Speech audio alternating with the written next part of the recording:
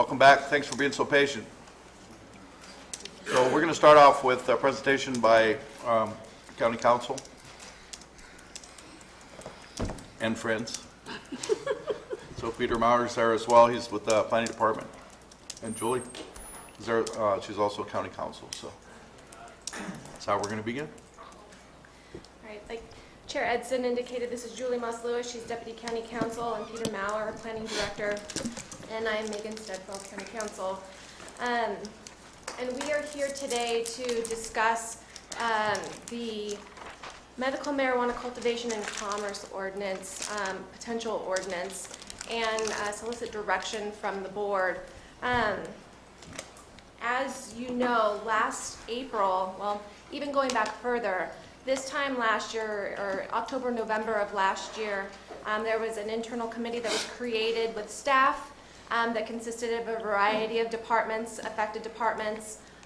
We got together and discussed the issues and started crafting a cultivation ordinance and proposed changes to a dispensary ordinance. Ultimately, there were some areas that we needed direction and clarification on that the board would like to go in, so we had the study session in April. As you know, back in April,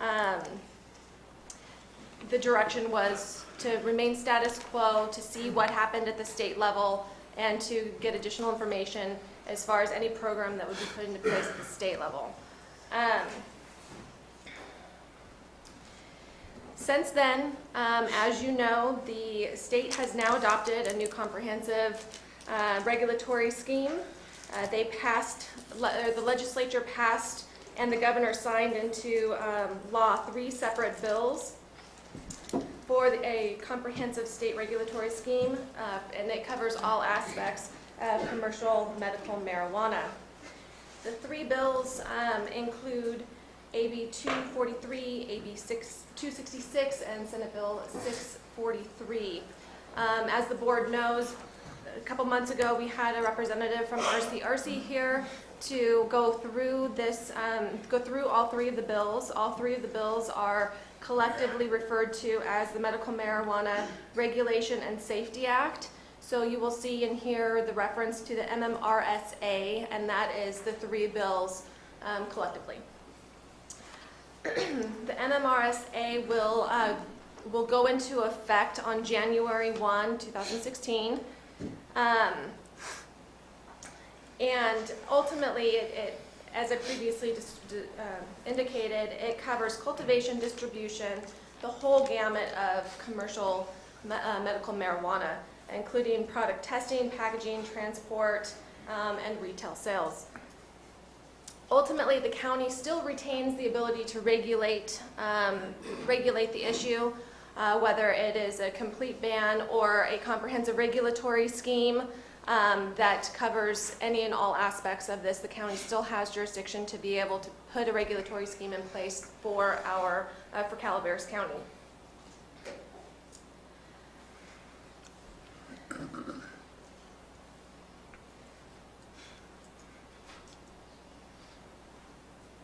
Ultimately, at the state level, we will, there are a variety of state permits that we will discuss in greater detail throughout the presentation.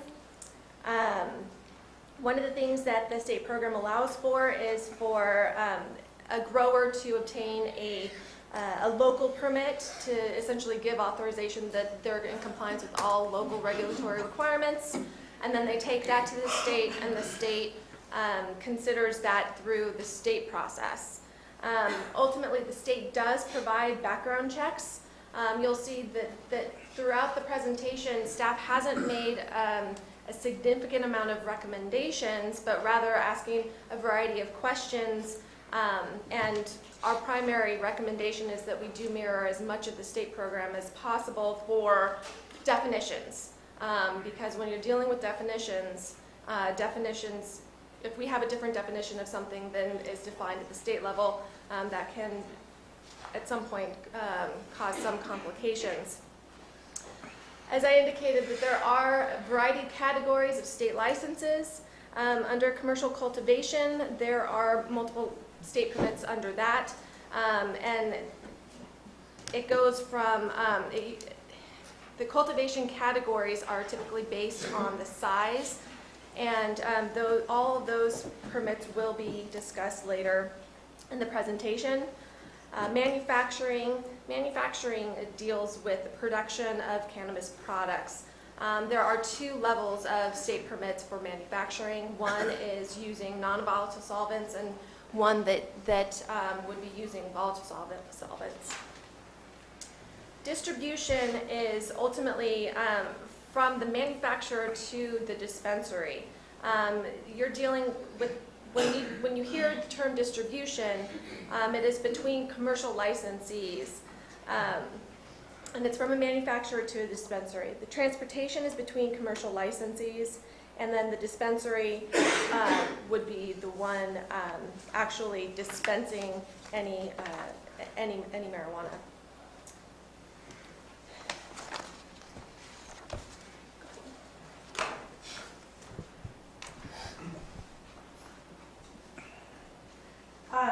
Just a couple more things about the categories of state licenses.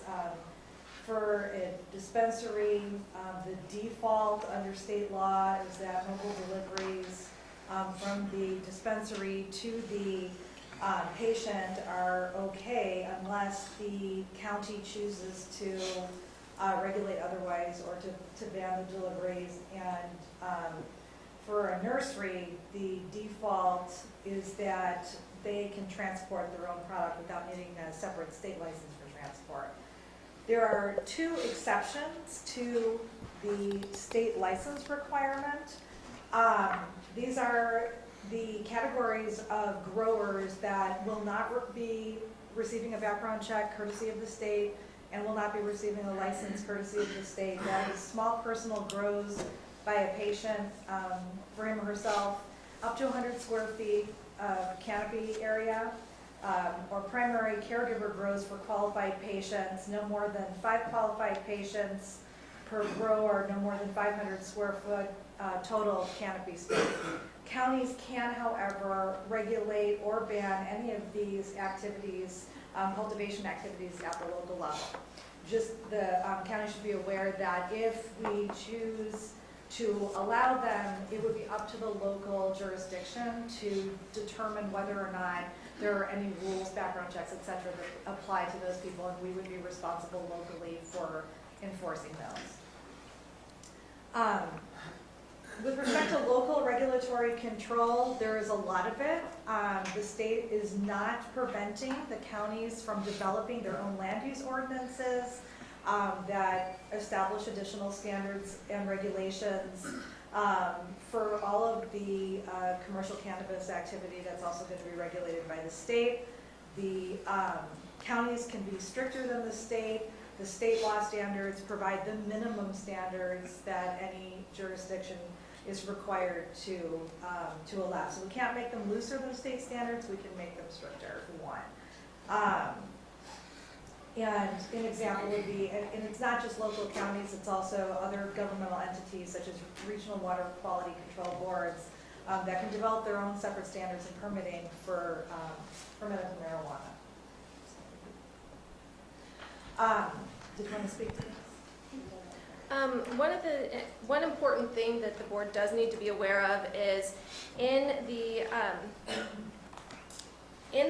new law, it is chaptered under 11.362.777C4. A lot of times you'll hear the term C4. What C4 is an area of the law that puts a deadline on jurisdictions to have a regulation or a ban in place. If something's not in place by the March 1st, 2016 deadline, the state becomes a sole licensing authority. It is not clear what sole licensing authority means as far as if we would be able to go back and put something into place after that. But the important thing that the board needs to know is that this date is on the books. It will be in effect as of January 1. However, There has been a lot of discussion about whether that date was intended to be in the final draft or not. And it was Assemblyman Wood who is the author of AB 243. It's in AB 243 that this deadline was in. It was in that bill, and there have been discussions, and Assemblyman Wood actually has indicated that it was an oversight, it was an error, and that it was supposed to be a later date or taken out altogether. He's indicated that the intention is to bring back an urgency legislative amendment to this section when the legislature returns in January. But until that actually happens, one, if it happens, and two, it's adopted and put into place, we are still working under the March deadline. One hopes that it will be extended to give jurisdictions additional time to put regulations in place so there isn't a time sensitivity to it. But again, until that date is amended through an urgency legislation or otherwise, we are dealing with the March 1 deadline. Okay. So I'm now going to go through the different topics that we're going to go back when we're finished and ask the board to provide direction on. And we're putting bans up front simply because if the board decided to ban any one of these different types of license categories, then we wouldn't have to go through into the details of how you want to regulate it. And that's why we're dealing with them first. I don't need to read through all of these, but basically I've provided a list of the different license categories in the state, as well as the personal and caregiver cultivation, and the board can decide whether or not it wants to do an outright ban versus moving on to regulate it. If the board wants to regulate it, we'll move forward into the category, into more detail and figure out what the board wants to do there. When you see blue text on the PowerPoint, that's an area where you will have to make a decision. So I tried to highlight the decision areas in a different font color. Okay, so local regulation.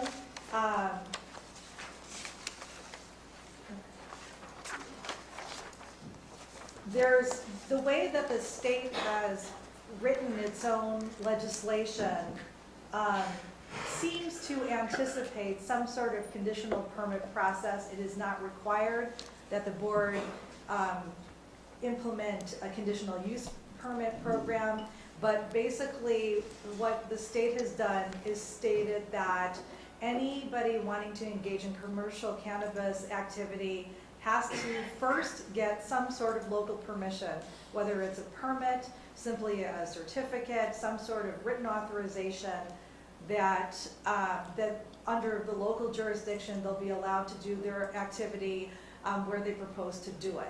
Once they have that, they then go to the state, and the state does the background check and checks to see if they meet the state level license requirements.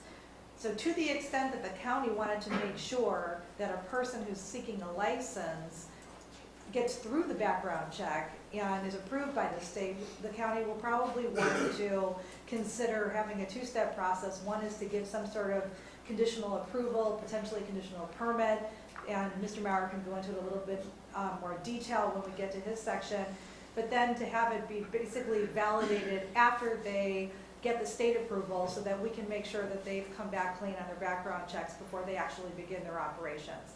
So there might be a two-step process there where then they bring back the state license and we put the final validation on the permit. So just so the county understands that those background checks and what have you won't be done when we're giving our initial approval.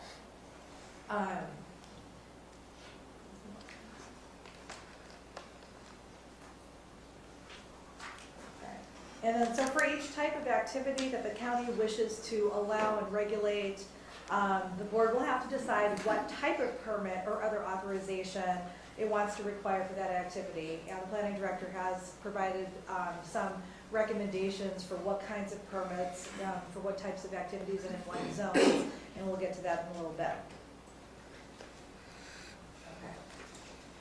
So the first question that we'll get to under general local regulation is whether or not the board wants to impose any local regulations on those individuals growing for themselves or the primary caregivers growing for the small number of qualified patients.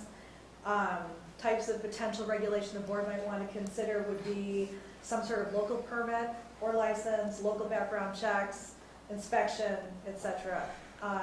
The board, again, just because the state is choosing not to regulate those small level grows doesn't mean that the county doesn't have the ability to do that.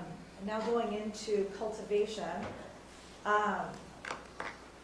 This is important for the board to realize. I know when we came back before, there was some discussion, or there was going to be discussion on whether we were going to be looking at numbers of plants versus area of growing.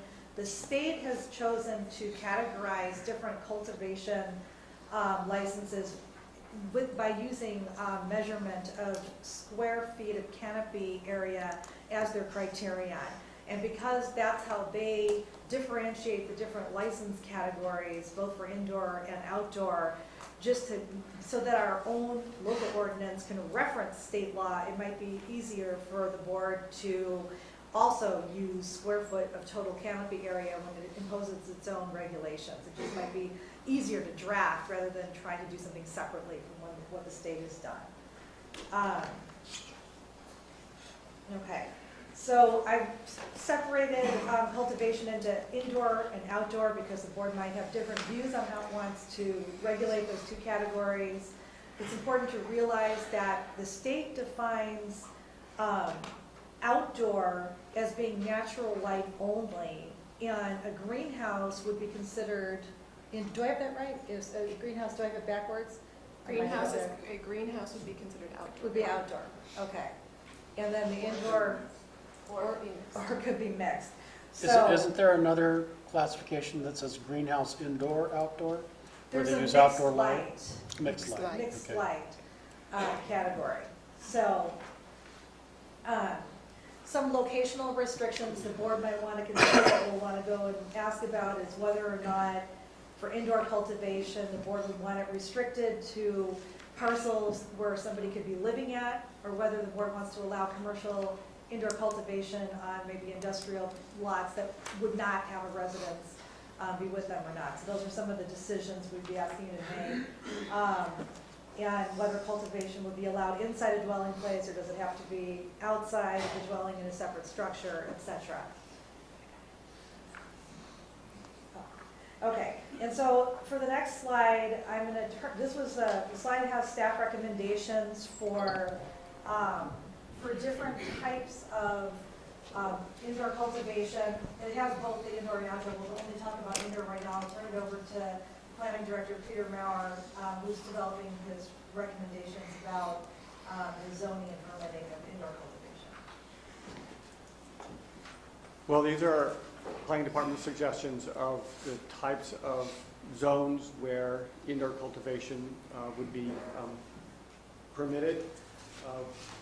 We feel that, for the most part, other than the personal use of the caregiver, which would be something would be sort of permitted without any kind of special permit other than just a certificate or a license or something like that, that indoor cultivation is really predominantly an industrial type of use, and that our opinion is that it is most suited to industrial zones. So we are not recommending that indoor cultivation be a permitted use in any of the residential zones.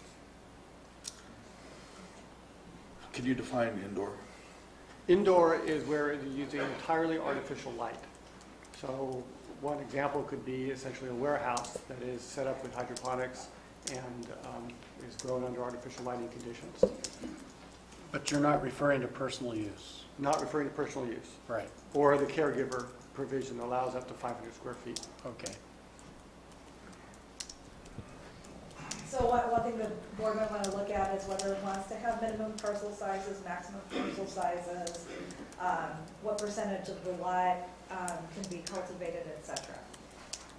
And then as far as structural size and environmental restrictions, again, we would ask the board to maybe provide direction with respect to any design requirements for the structure, additional security. There will be some security requirements imposed by state law, whether the board wants to go beyond that or not. Screening, odor control, electricity, water, fencing, etc. And then again, Mr. Mauer provided his recommendation about what type of permit. He was thinking that this would be a conditional use permit in an industrial zone. The board, we want the board to weigh in on what type of permit or authorization it envisions for different levels of indoor cultivation. And then going to outdoor cultivation, you'll see some repeating in the slides here because a lot of the questions are the same. For the outdoor cultivation, we're also, in addition to what we've already talked about restricting it to certain parcels, we also might want to look at sensitive use distance restrictions.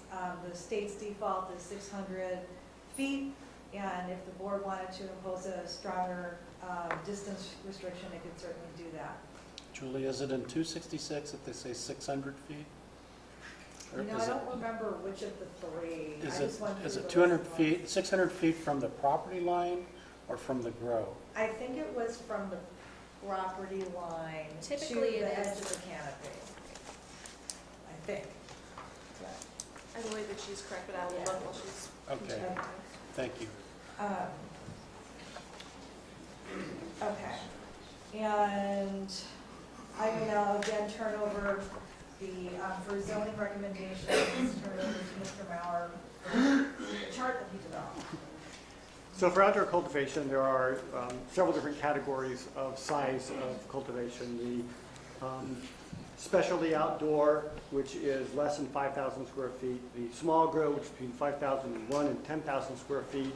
And the large, which is over 10,000 square feet up to an acre of canopy area. We are suggesting that in the larger residential zones, that the small and the specialty would be allowed by a non-discretionary type of permit, just meeting whatever standards that we adopt, and so signed off at the county if it can be verified that it meets the standards. For the larger grows, the small and large, we feel that a conditional use permit is an appropriate tool to review those and regulate them. The biggest concern that we have received complaints on has been on the smell. And there's really no way to regulate the smell in outdoor cultivation other than distance. And one of the considerations that I have at the bottom of the chart, if you can read it from here, is to consider either a minimum parcel size or a percentage of the lot area as a limitation on how much could be grown, to limit the amount that could be grown on smaller parcels to not impact the neighborhood. I don't know what that standard should be. We can certainly discuss it more when we get into discussion. There's been a range of maybe nothing less than 5 acres, nothing less than 2 acres. I don't know what that magic number is. It's something we'll have to develop. Whether or not the Class 2 or 2B should be a conditional use permit, I think it's also something that's subject to debate. I do believe, however, that if you get over 10,000 square feet, that's a fairly large grow, up to an acre of plant material, and that really needs to have input from the neighborhood and a hearing. So that's why we're recommending a conditional use permit for that size of grow. I'll turn it back over to Julie.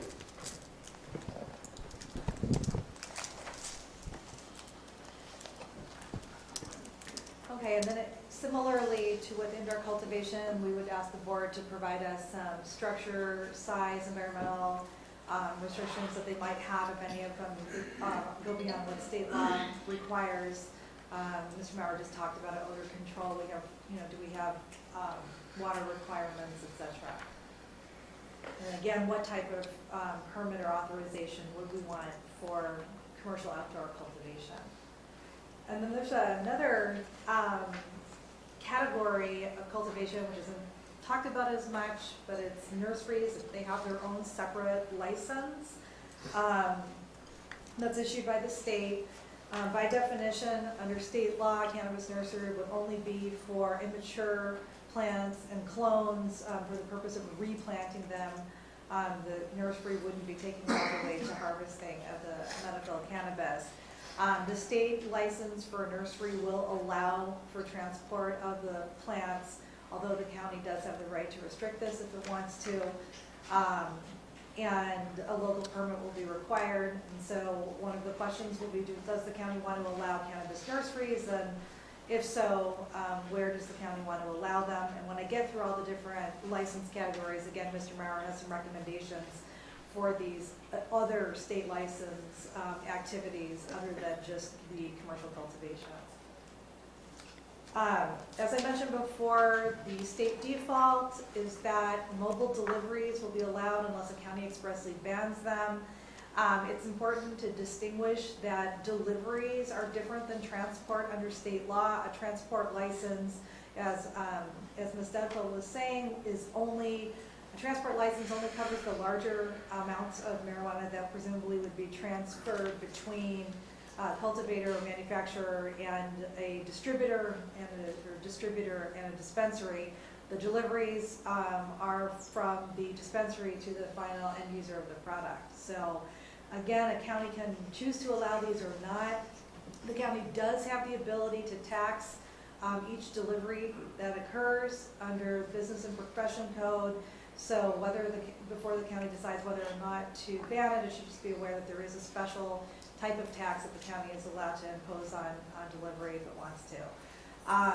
Regardless of whether, sorry. I just wanted to chime in on that because the issue of tax was just discussed. Although it is allowed for us, a tax is something that would still have to go to the voters. So putting a tax in place is not something that the board can put into place. It is something that would have to be put on the ballot. I just wanted to clarify that. Yeah. So, and then the county cannot, even if the county bans delivery or bans transport centers, the county cannot prohibit deliveries or transport through the county from two places where it's allowed, as long as the transport or delivery is taking place on public roads. So we'll be asking some questions about how the board wants to treat mobile deliveries. And then other commercial cannabis uses that will be regulated by the state. One of them is cannabis manufacturing. The state is developing a comprehensive scheme for standardized production, labeling, packaging, sales, tracking, etc. of edible and topical cannabis products and concentrated cannabis products. These products will not be considered either a food or a drug. They're going to have their own separate regulatory scheme. It's going to take a couple of years at least for the state to likely complete developing these regulations. For purposes of the county, there are two levels of manufacturing. There's two separate licenses. One is for those who use volatile solvents and another license for those who don't. So the board should be aware that it's not just manufacturing, but what type of manufacturing does the board want to allow in the county? And if so, what kind of permit would it want to have required? Where, under what conditions, etc. Cannabis testing labs will be certified labs that are governed by the State Department of Public Health. They'll be required to be accredited in the same way that other laboratories are. There will be a separate license for a cannabis testing lab. A local permit will also be required. Whoever owns the lab can't also own the other type of cannabis activities such as cultivation, dispensing, etc. So they do have to remain independent. So again, we'll be asking how the county wants to regulate, or if it wants to allow cannabis testing laboratories in the county, and if so, where and how. And then we have a separate license issued by the state for cannabis distribution. And I wrote it here as cannabis distribution centers and related storage because anybody who has a distributor license presumably is going to need a place to store the cannabis while it's being tested, etc. Basically, whoever holds the distributor license is the company or individual who's going to be responsible for ensuring the quality control. So the distributor would be receiving it from the manufacturer or the cultivator and taking it to a lab, making sure that state taxes are paid, making sure that the quality control is there in accordance with state regulations, and then getting it through either its own, a distributor can also be a transporter, or through a separate individual with a transport license getting it to the dispensary. So presumably there will be some sort of distribution center and storage associated with people operating these businesses. Generally, a distributor has to be separate from a manufacturer, cultivator, or dispensary. There are a couple of exceptions to that, but it's a different category of business, and so we'll be asking the board whether it wants to allow those distribution centers and storage, where and how. We've talked already about transportation. Again, transportation is the commercial level transportation between commercial license holders, not the endpoint delivery to the patient. There is a possibility for a transport license holder to not also be a distributor, and so the transport license holder, if they are going to have their center of business in Calaveras County, might need their own place to park their vehicles, their own storage facility, and so again, we'll ask the board what its wishes are about allowing those in the county and how and where they want those to be allowed. And then finally we have the dispensaries, which is the one category of commercial cannabis activity that we already regulate. These dispensaries are going to need a state license, and they're going to have to comply with state law for dispensaries. And so one area that we're fairly certain the board would want to change is to at the very minimum update our current dispensary ordinance to include compliance with the state licensing and regulatory scheme as part of what's required for a dispensary. The board could certainly add additional regulation if it chose to. I know Mr. Maurer, he might speak to this a little bit more, but he is recommending that instead of an administrative use permit, that dispensaries be required to have a conditional use permit. He can speak a little bit more about the reasons for his recommendation. And then we would be asking the board for any additional changes it might want with respect to dispensaries. So I'm going to turn it over to Mr. Maurer to talk about his recommendations for zoning and permitting of these non-cultivation marijuana commercial activity. So I've tried to match the type of use to our current zoning with similar types of uses. And so we'll just go through the list here. Under manufacturing, we have industrial zones, M1, M2, and M4, which are appropriate for light and heavy manufacturing. That type of use is normally something that requires a conditional use permit even in those zones, and we're recommending that just sort of follow the same type of use permit process for manufacturing in the industrial zones. Under testing, we allow other kinds of testing in commercial as well as industrial zones. I think just because of the nature of it, a conditional use permit is appropriate in commercial zones, yet I think it's appropriate by right in the industrial zones. Distribution, we allow other types of distribution. Basically, it's a truck yard where there's a warehouse and things are being loaded and unloaded and shipped off, and it's really no different as far as the impact from a land use perspective than any other type of distribution process. And we currently require a conditional use permit in C2 zone for such use and an administrative use permit in the industrial zones.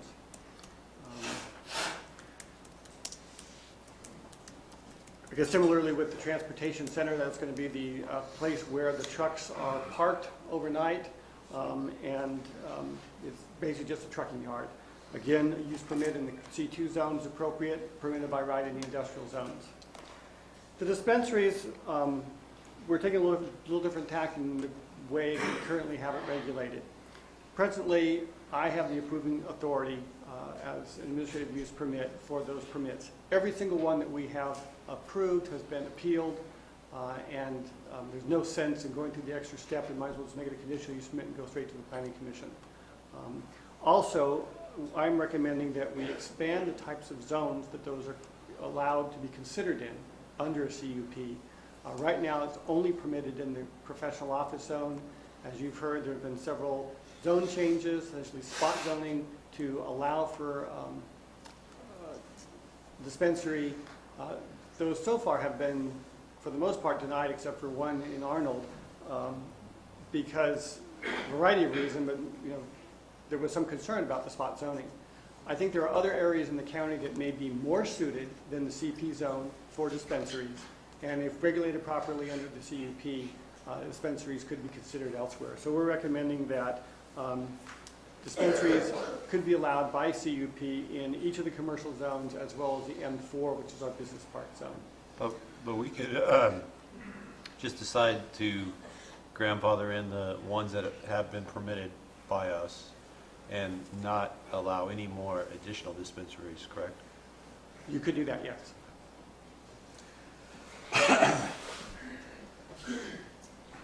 And so that is the end of our presentation, and I know that the board will want to take public comment and what have you, and when the board's ready, we can come back and go through them from the beginning and get some direction on the different questions that we have.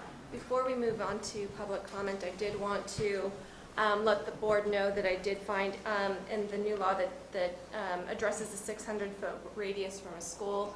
It references the requirements under the current Health and Safety Code 11-362.768. And I pulled that up just so I could have it handy here, and I'm paraphrasing it, but essentially the distance, the 600-foot radius is measured from the lot line where the lot line of the school to the nearest lot line where the grow is. So it's not to the actual grow site, it's to the parcel line. Thank you. And I also wanted to just inform the board that my office did reach out to a variety of stakeholders because, as you can see, this is a topic of great community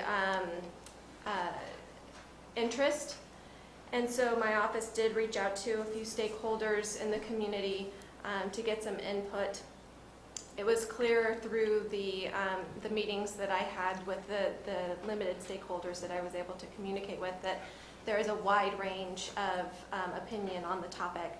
And so I think that it's all the more necessary that we get clear direction on what the board would ultimately like to see. We can draft language based on what direction the board gives us. And then we can also reach out to stakeholders in the community at large for additional input on the actual nitty-gritty language of an ordinance. But today is more of a broad policy-making decision, policy-making direction, and then we can go from there on the nitty-gritty language of the ordinance. So that would be my one request, is that we keep it as focused on the broad picture rather than a lot of the very specific language tailoring today. And is Humboldt County the only county that's adopted a new ordinance based on this? That is another thing. The Humboldt ordinance that was attached to the board packet is something that the Humboldt board has not actually adopted yet. Oh, okay. It is still in draft form. It is an ordinance that another local jurisdiction is considering directly in response to the MMRSA. So that's why I attached it, so you could see what other jurisdictions are doing in response to the new laws that are going into effect. But it has not actually been adopted by that board yet. Thank you. I've been in contact with many of the county planning directors around the state, and we're all pretty much in the same situation, trying to come up with some language under the short deadline that's provided by the state, and sort of working through the process, all pretty much in the same situation right now. Okay. Questions? Questions from the board? Once again, I'd like to make sure that we're on the same page here. We are talking about the cultivation issue versus the legality of marijuana in this particular meeting. Is that correct? We're addressing the cultivation issues, correct? We are looking for direction on a potential ordinance to address cultivation and any of the other commercial medical marijuana commercial activities. So we would like direction from the board not only on cultivation but on direction for anything with the dispensary. We currently have a dispensary ordinance on the books at least, so there isn't an urgency with dispensaries with the deadline of March 1st.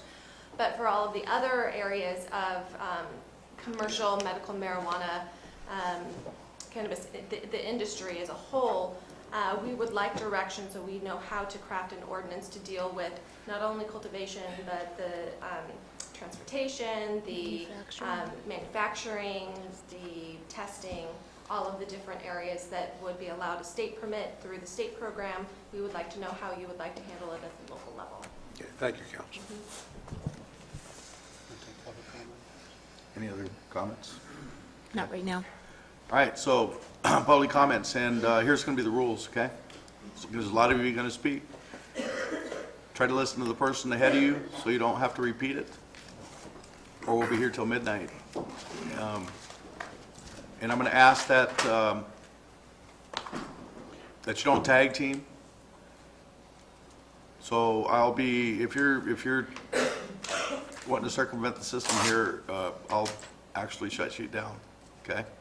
Because I want to get through this thing in a very good fashion so we can get as much information out here as we can without convoluting it, right? And I'm thinking that the majority of you are wanting to do the same thing, okay?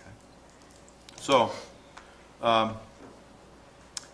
we're going to have 3 minutes per person. How many of you are going to speak? 1,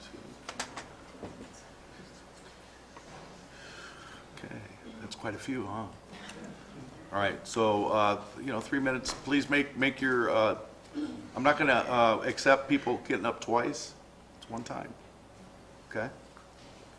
So please make the most of it. Mr. Liberty.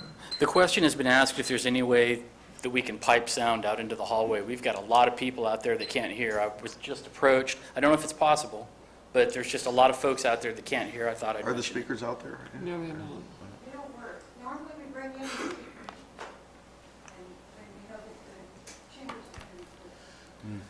Okay, I'm gonna motor through this thing because we have 3 minutes. And sacrifice, great delivery for time. Remember, Mr. Liberty, I'm going Yes, to sir. ask, and especially, sorry, Chair, you speak close to the microphone. Yes, sir. Here. How's Thank that? you. That'll help our folks out there also. Okay, I'm gonna do my best, but I don't want to yell at the board. I'm afraid it'll make a bad impression. Oh, we're used to it. Don't worry about it. Okay.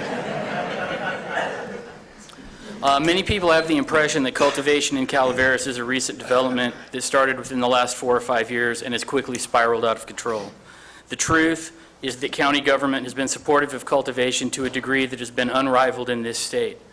Shortly after legalization in 1996, Calaveras County officials decided that the state's 8 ounce per patient limit was not enough, and they raised it to 2 pounds. Though this approach would become commonplace throughout the state years later, Calaveras was the one that led the charge. In 2000, only 4 years after legalization, the county impaneled a task force that included growers to develop cannabis policy. This was happening nowhere else in the state.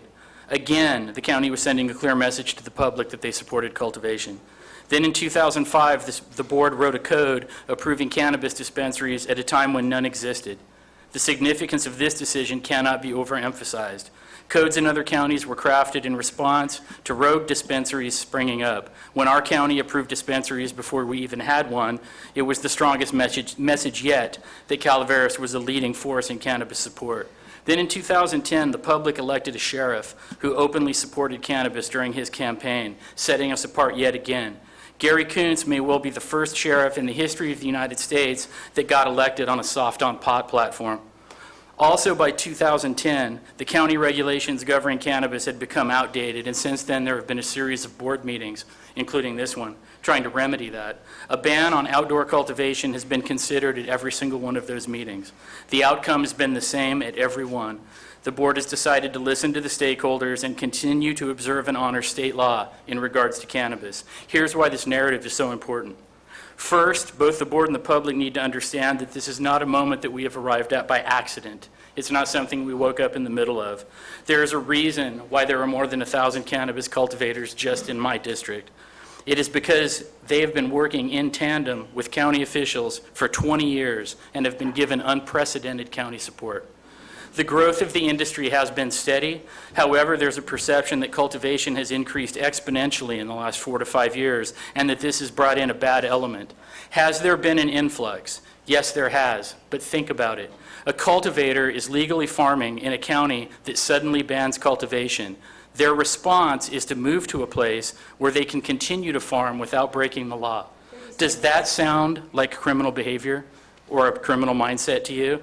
The perception of growing being out of control is largely the result of farmers no longer being stigmatized. We used to go to extreme lengths to hide our activities, not because it was illegal, but out of respect for the misgivings of others. The people in this room made a conscious decision to change that. We started buying locally, supporting local businesses, and participating in community service with the goal of destigmatizing the industry. We've been here for years, and in large numbers, we're just more visible now. The question is not, before the board is not whether to allow people to cultivate outdoors or not. The question is whether we're going to shut down the largest industry that we have in the county after 2 decades of county support.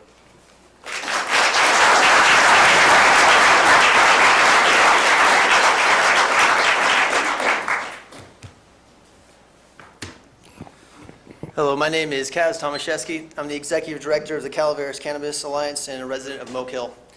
I have spent the past couple of months engaged in conversations with local officials and growers in Calaveras on how to craft intelligent cannabis policy in the county.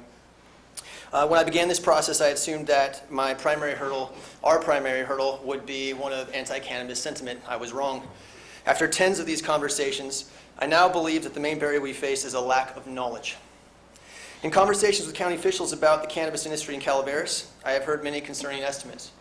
I have heard that there can't be more than 100 grows in the county, that one plant drinks 100 gallons of water a day, etc. When I have made claims to the contrary, I find that even our most conservative numbers are often met with disbelief. When I tell growers about the county's reaction to our conservative numbers, I am ironically met with the same disbelief. Experiences like these have driven home that the county as a whole has a poor understanding of the existing cannabis industry in Calaveras, down to the basics of how our crop is produced. And we are now feeling tremendous pressure to find nonpartisan sources of information to provide to the county to back up our claims. To be clear, this is not only the fault of the county. That barrier of communication is on our side too, and it's something that has existed for numerous reasons that I won't go into. The truth is, the number of grows in the county could be conservatively placed in the high hundreds. 90% of these grows are outdoor grows on a scale that the state now defines as commercial. These grows conservatively provide employment to at least 4,000 people. Our industry is conservatively worth tens of millions, most likely over 100 million. Over the course of creating this ordinance, and perhaps over the course of today's meeting, this board will eventually come to know that our numbers are not outlandish. And when you do, we humbly and respectfully ask that you make it your business to learn how cannabis cultivation works. Without the armor of that knowledge, you may unwittingly pass seemingly reasonable policy that in reality renders thousands of people unemployed, sucks millions of dollars out of the local economy, or creates a thriving black market. If the county is to avoid this, CCA believes any ordinance put in place must avoid the following 2 things. 1, requiring the complete shutdown of a significant number of pre-existing growers.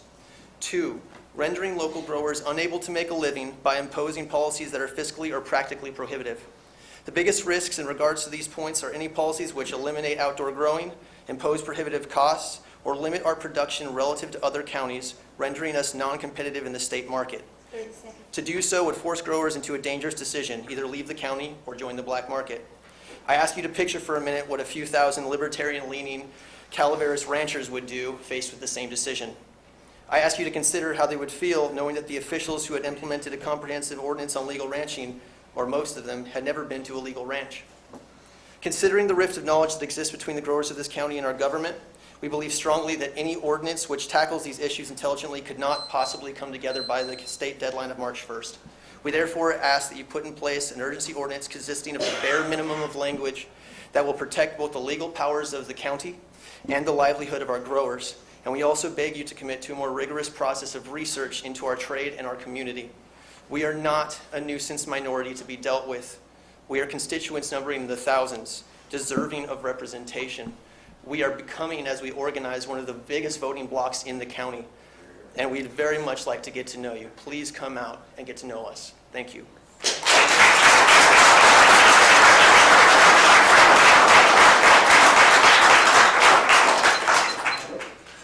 Good afternoon. I'm Jed Richardson, owner of Cave City Vineyards and Mountain Ranch, where I produce wine grapes and organic vegetables. I'm speaking to you this afternoon to establish medical cannabis's standing as an agricultural product subject to existing zoning and county codes. Assembly Bill 243, signed by Governor Brown into law, states the following in section 6.11362.777. The Department of Food and Agriculture shall establish a medical cannabis cultivation program to be administered by the Secretary.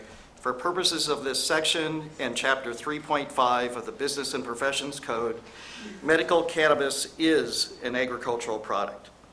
Given that definition by the state, cannabis is clearly covered under the ordinance number 2144 of the Calaveras County Code, the County Right to Farm Ordinance, which is read and acknowledged by every person who buys property in the county, and which states, real property within or adjacent to areas zoned for agricultural operations or areas in zones which permit agricultural operations may be subject to inconveniences or discomfort arising from such operations.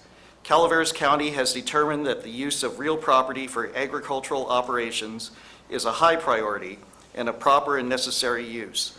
It will not consider the inconvenience or discomforts arising from agricultural operations as a nuisance if such operations are consistent with accepted agricultural practices and standards. Under the current zoning designations, U, RR, RA, A1, and AP all allow agricultural operations. Parcels zoned in R1, R2, etc. do not, but they allow farming practices, presumably for small backyard gardens. The current zoning designations may be the easiest way to limit larger scale cannabis cultivation without dismantling the right to farm ordinance or subjecting the county to lawsuits on the basis of right to farm.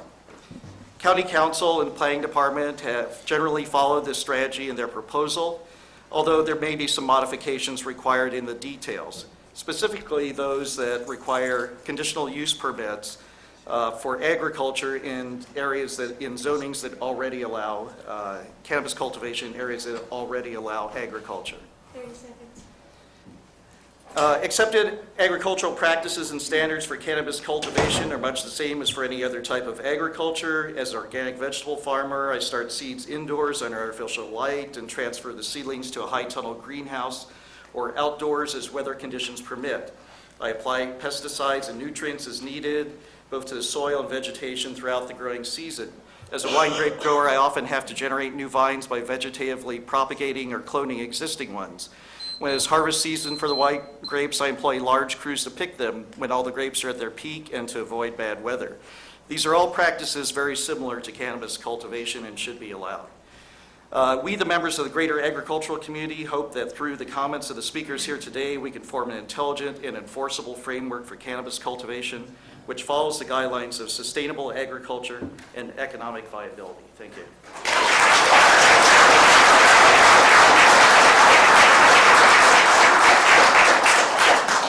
Hello, Mark Bolger, Mountain Ranch. I hope to convey to the board the need for our county's farmers to remain competitive on a state level. Closer to the mic, please. Simply put, this means accepting the new state law in its entirety in relation to cultivation. The overwhelming majority of the cannabis farms in this county operate in the traditional agricultural sense. We utilize the natural resources that we are so abundantly blessed with.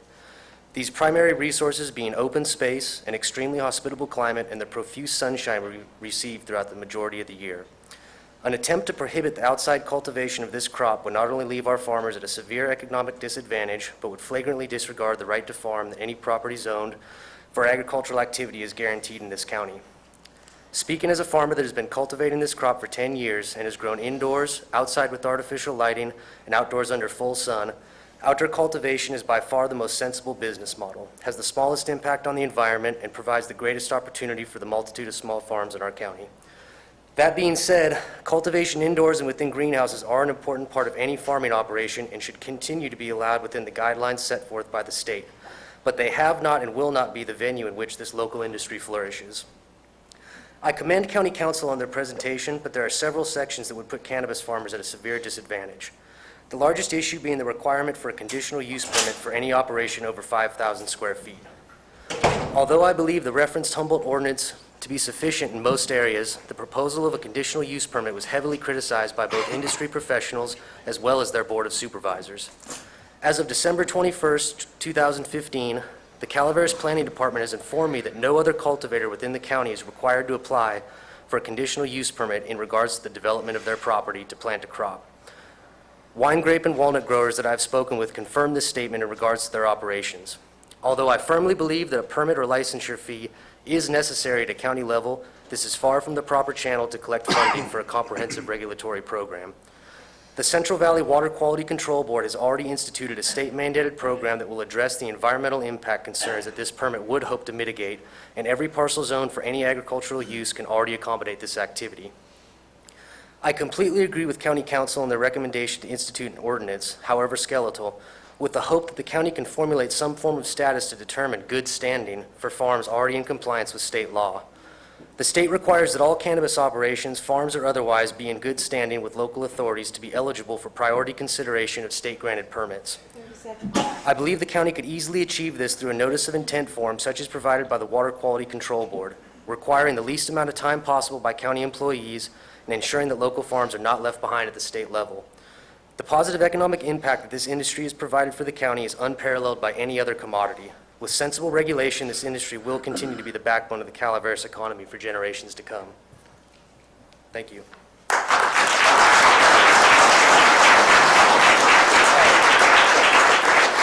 I've also brought copies of the Water Quality Control Board's Notice of Intent form I'd like to give to the board, if that's accepted. Hand it to Karen, please. Thank you. Hello, my name is Lauren Liberty. I've lived and worked in Calaveras County in social work. I have a license in clinical social work, and I'm here to talk about what the farmers you see here have done for our community. The people in this room have been quietly making financial donations to local charities for several years now. We had hoped that as time progressed, our work in the community would speak for itself. We have also been hesitant to call public attention to our contributions due to the unfortunate stigma still attached to our industry, and we don't want to put the recipients in an awkward position, as occurred last time we publicly mentioned our charitable work. That said, we feel it necessary and appropriate to share this information with the public. People need to understand that the vast majority of our farmers are people who are investing and caring in the community. Over the course of the last 6 years, Calaveras Cannabis Alliance, formerly Collective Patient Resources, have raised tens and thousands of dollars for local charities, over $30,000 in the last year alone. This includes $10,000 for the Valley Springs Youth Center for remodeling. The year before that, we received a call from Mountain Ranch Food Bank. They told us that they were going to have to fold for lack of resources. We made a significant donation, which we were told was enough to keep them in operation for another year. Here's just a partial list of other organizations that have received Calaveras Patient Resources or Calaveras Cannabis Alliance over the years. The Calaveras Animal Shelter, the Yellow Dot Program for Seniors, the Calaveras Senior Center, Mountain Ranch Community Park, Friends of Railroad Flat School, Harmony Ranch, Cooper Corral, the Calaveras High School Scholarship Fund, the Bret Hart High School Scholarship Fund, the Mountain Ranch Coalition for Youth and Families, KQBM, Community Radio, West Point, and the Mountain Ranch Community Club. The last community donations made by CPR, Collective Patient Resources, were made less than a week after the Butte Fire. $5,000 was donated for the Butte Fire relief through Calaveras Community Foundation, and $5,500 was donated to the Central Calaveras Fire and Rescue for the support of the firefighters that lost their home. It is also worth noting that before morphing into CCA, Collective Patient Resources spent an average of $20,000 per year providing free medicine to the terminally ill in the Tri-County area. These contributions have been possible because of the support that the industry has historically received from our county officials, including the Board of Supervisors. We ask that you craft policy that allows us to continue making contributions to important community services that sometimes fall through the cracks. Like the rest of the community, our organization was dealt a terrible blow by the Butte Fire. We need your support more now than ever. A ban on outdoor cultivation would have an impact on our community as severe as the Butte Fire itself. Thank you.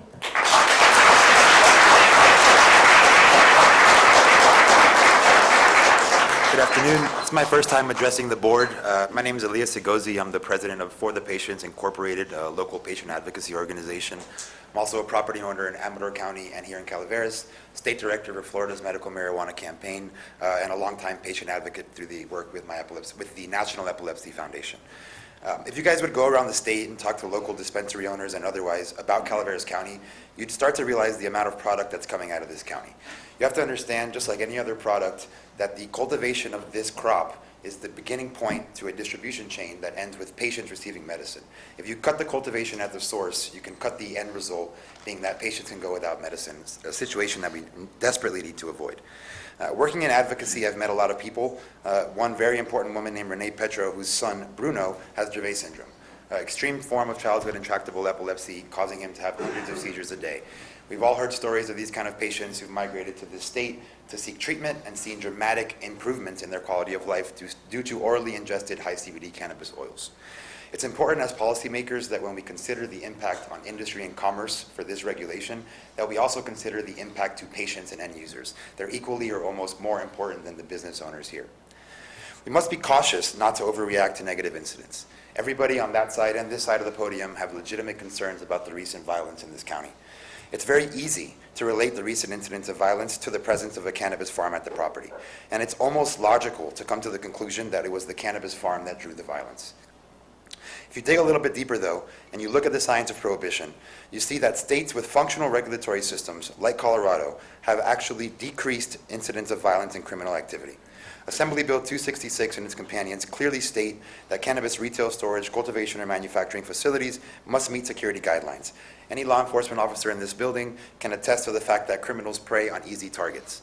It's my opinion, and I hope it is yours as well, that anybody operating in compliance of these new security regulations would not be considered an easy target.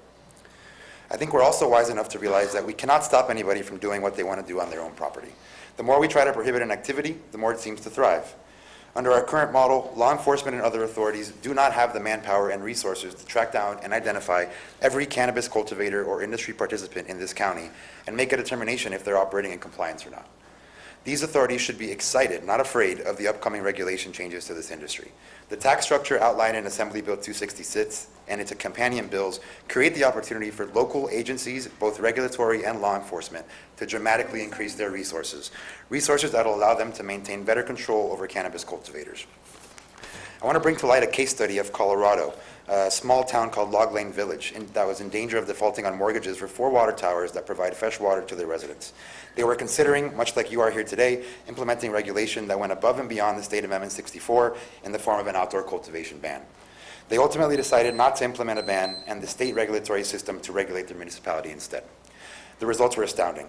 Residents were surprised to watch crime rates fall, which is a consistent trend in non-prohibitionist areas. They used tax revenue from state license compliant cultivators in their area to pay for a $5,000 summer program for local children. They've paid off 2 of the 4 modern mortgages on their water towers and are well on their way to paying off the remaining 2. Log Lane Village is a textbook case study of the significant positive impact that the cannabis industry can have on the quality of life of local residents when proper regulation, not over-regulation, is implemented. Thank you, sir.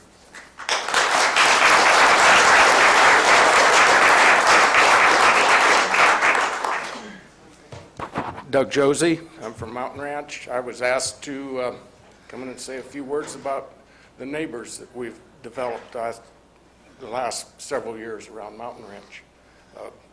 Can you say anything good? Can you say anything bad? I have a lot of respect for these young entrepreneurs that are trying to make a living. And after the fire, a lot of them stopped by the ranch, volunteered their help to help the community. Some of them said, well, we're farmers. We'll be back next year. We lost everything. Some of them lost their homes. Some of them lost their vehicles. And they will be back. I think you people should listen to what they've told you. I'm not in favor of it. I'm not opposed to it. I'm just listen to what they're telling you is all I ask. And they're very good neighbors. Thank you.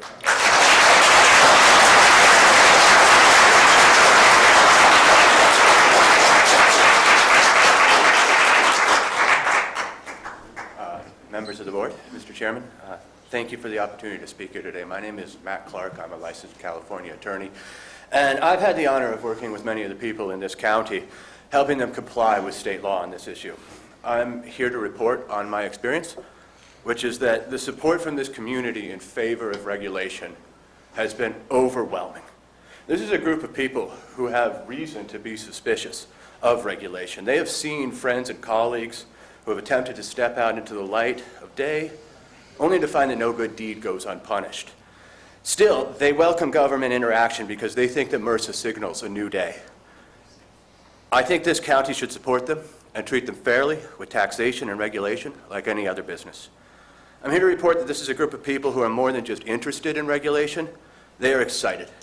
They are thrilled at the prospect of working with the state to ensure that their industry does not threaten our water or our wildlife. They are thrilled to prove to California consumers that their products do not contain heavy metals, molds, and other contaminants. They are relieved to know that they might have bank accounts, insurance policies, reliable contracts, and access to our courts. They are excited to work with code compliance to preserve the integrity and security of our county's property values. I think you should support these people and reap the benefits of their presence in this community. In order to support them best, I'd like, if I may, to request 3 things from this board. First, an urgency ordinance passed before the new year proclaiming that Prop 215 Senate Bill 420 compliance is and has been county compliance, subject, of course, to any forthcoming reasonable restrictions and other applicable codes. I believe this would be a mere recognition of something that is already true. Second, I would recommend that a committee be formed to oversee and communicate with the new industry, to provide information to the county regarding progress, and to carefully analyze and consider any specific new ordinances. Third, and finally, I would ask this board to issue a request to the state government to extend the January 1st priority deadline for residents of Calaveras County on account of the fact that while this deadline was being established, our county was on fire.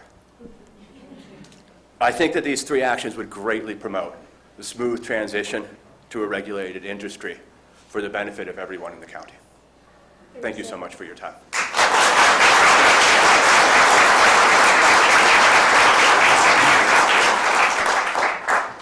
Hello, my name's Tara Glessman. I'm the executive director and founder of a nonprofit called Harmony Ranch. And it's very hard for a nonprofit to come up here and be in this position. But if you just take time, like others have said, to get to know this amazing group of people, that one nonprofit would not be around. And I know many people on this side and on this side have benefited from just that one single nonprofit. Across the board, anytime you ask individually of these people or as a group with CPR, they don't just give a little, they give a lot. And it's never hurt a no. Their love of this community, their support, and their intention to spend locally and support the children in this county is unbelievable. And so to support them, these are families, these are contributing members of society, and to take that into consideration would be much appreciated. Thank you.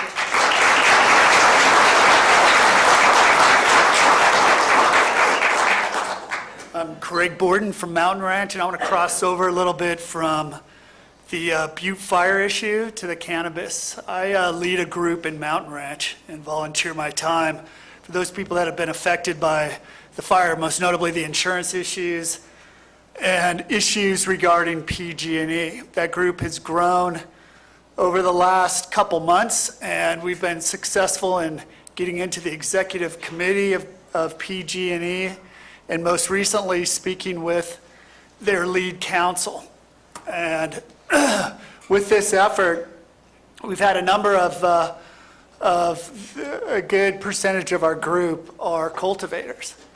And I've been involved in disaster for over 22 years, everything from immediate response to complex loss negotiation all the way to the rebuild and restoration, starting from Hurricane Andrew all the way through the San Diego fires, Northridge earthquake, Katrina, and most recently Hurricane Sandy. And there is somewhat of a common thread between those particular economies that end up flourishing after a disaster and those that painfully crawl. And the common thread is mostly two things. Those that have come out of this with a success have relied or gone back to those things that you were doing at the time of the fire and those things that were successful. The other thing that seems to be a common thread to the success of coming out of a major disaster such as this is the ability or to see what you have available to you and what has presented to you. In this particular case, you have two things. Number one is the vast amount of cultivation in this area. The only problem with that is, until now, there's been no ability to get revenue.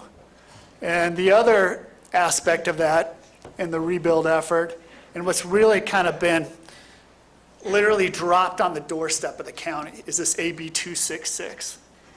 It's allowed the county right now to go ahead and tax what already exists. There's really nothing new that has to be done. It's almost similar to, turning on a light switch. It's all right there.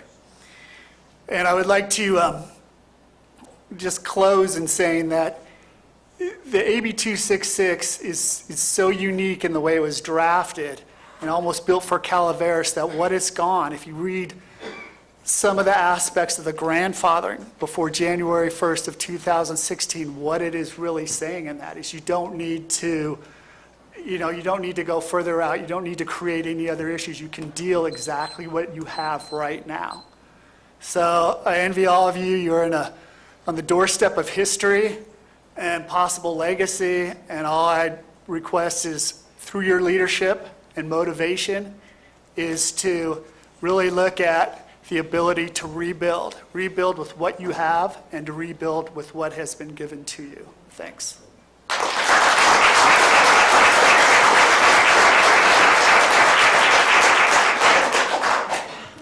Good afternoon, Board. I'm Brian Miller. I'm from Railroad Flat. I lived there 27 years, multiple property owner, taxpayer, vote every election. I'm also privileged enough to work for one of the best builders in the county. I've been growing cannabis in this county since it's been legal, and would be happy to give you, each board member, a tour of my outdoor garden any time of the year you want. We all know this industry is not going away, and if you ban outdoor growing, you're taking away our chance at a new industry on the ground floor.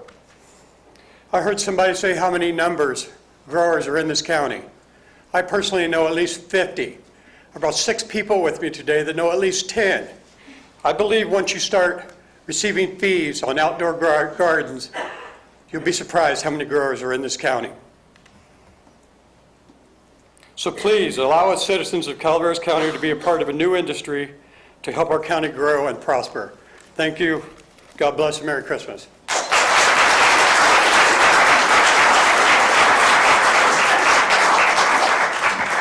Good afternoon. My name is Arthur Hodge. I'm an attorney from Southern California. I also have clients who are property owners here in Calaveras County.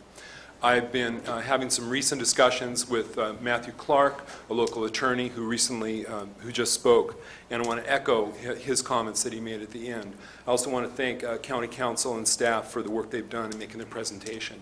Mr. Clark and I'm a lawyer of 23 years. I guess I deserve one of these lumps of coal then. For the past 8 years, I've been working in the medical marijuana compliance and civil area, and I represent right now dispensaries and manufacturers in Southern California in the counties of Los Angeles, Orange, San Bernardino, Riverside, and San Diego. And the comments that were made by another speaker earlier are correct. The reputation for Calaveras County is high, and there's a current standard that comes from this county. And in representation of that and the desire to go forward with the state regulations, Mr. Clark and I have executed a letter of intent that we're presenting. I'll present to the clerk, which she's told me she'll make copies, and I'll hand that to her now.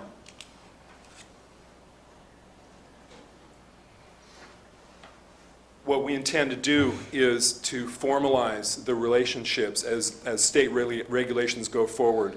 The purpose of the letter of intent is to explain clearly to the board that this is something that's already in place and it's something that needs to be maintained, that the state laws, the state approach is something that for now, the place marker and the urgency ordinance is the way to go. And thank you for your time.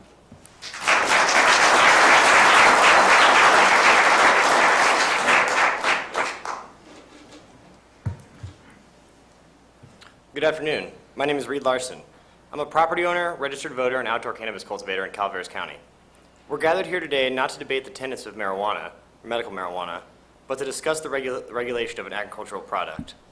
Thoughtful regulation of outdoor cannabis cultivation in our community has the ability to create several positive outcomes while securing the financial future of Calaveras. These can include an increased tax base, flourishing property and land values, and a decrease in crime in our community. To substantiate these claims, one can look to Colorado, where similar regulatory structures have been put into place that allows for specific communities and municipalities to choose their level of participation in this industry. Following the decision to allow marijuana sales, the small 300-resident municipality of Garden City, Colorado, saw an 81% increase in taxes collected versus the same month the year prior. According to the Denver Post, the excess cash enabled the town to earmark $300,000 for a major facelift of its 3-block Main Street. Calaveras also has the opportunity to increase its property value, as Colorado saw. Managing partners at West Realty Advisors in Denver said there has been a huge bump in real estate prices due to legalization of marijuana. It's massively pushed up raw land and industry prices.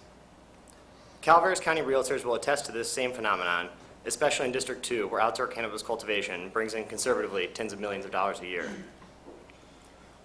Community members often discuss safety concerns when broaching the subject of marijuana legalization. I'd like to point to a 2014 Tulane University study that found medical marijuana laws might be correlated with a reduction in homicide and assault rates.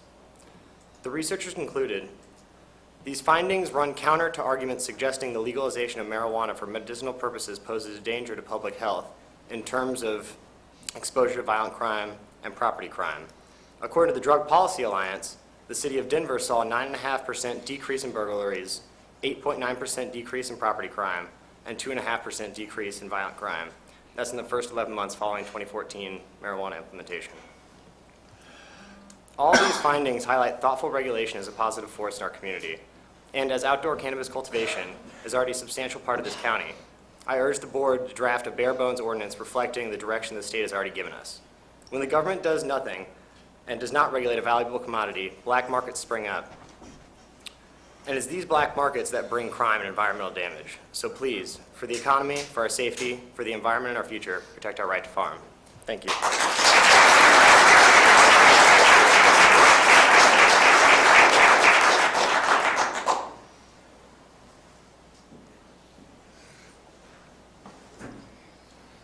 Hi there, Tom Griffin, District 2. I just want to comment on one narrow point that I noticed on the PowerPoint presentation from outside the door, which was the notion of limiting outdoor cultivation to properties that had an inhabited permanent dwelling. As one of hundreds of people in mostly Chris's district who don't have that anymore, I would just urge you to consider that in your deliberations. Thanks.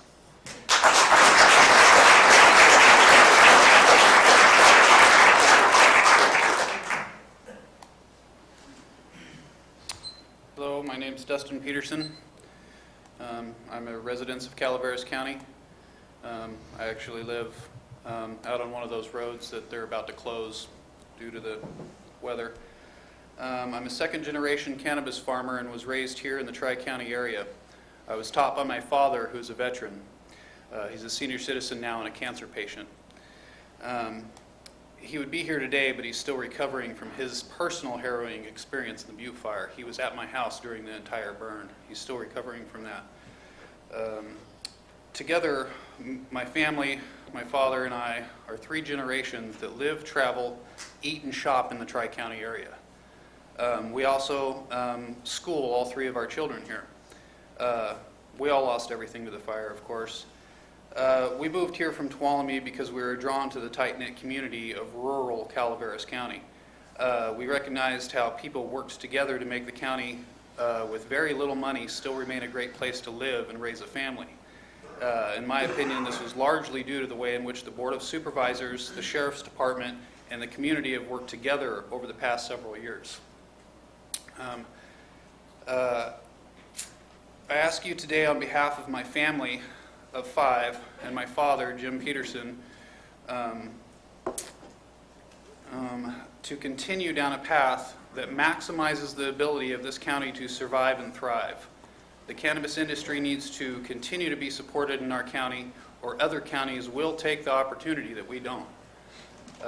Cannabis is already the backbone of many small economies and has proven to improve communities that embrace that fact, lowering crime rates and putting money into local economies. As I see it, Calaveras could remain a leader in this wave of change, or we could let it wash over us as we slowly take on the learning curve and realize the great benefits that other communities are capitalizing on. Through continued support from our board of directors, we could benefit from a thriving economy, we could reduce crime, and we could improve the quality of life for our residents in a time where we are at an all-time low. Thank you.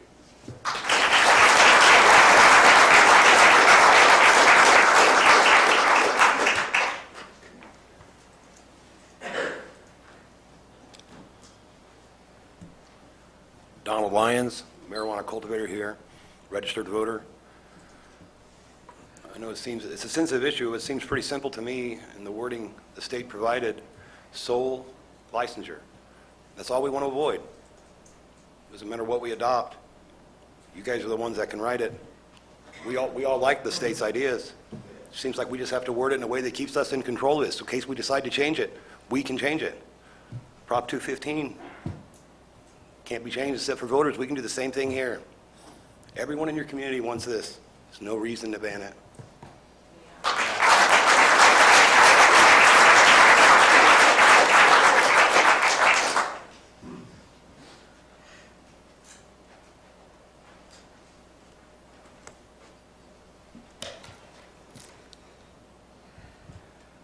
My name is Michelle Kuzno, and I'm the owner of the Heart of Gold Cafe in Mountain Ranch. I'm here because our business relies on the patronage of local residents, mainly from District 2. We have been able to flourish and even expand our business in the last 3 years, thanks in big part to the economic boost brought in by our local commercial growers. I would not hesitate to say that at least 70% of our revenue comes from these residents. Keeping a small business afloat is a difficult task, even especially in Mountain Ranch. There has to be hundreds of growers residing in our county alone, especially District 2. These people and their employees spend a majority of their income locally. Our community was recently devastated by wildfire. Our local economy will be taking a huge hit over the next few years because of this alone. In my opinion, it is very important that we allow commercial growth to continue as the state law allows and intends. There should not be restrictions put on outdoor grows, as this will not allow the growers to compete and profit in this industry. People will leave as there are not many jobs in our county, and it is my personal opinion that District 2 will be set up for failure. Thank you.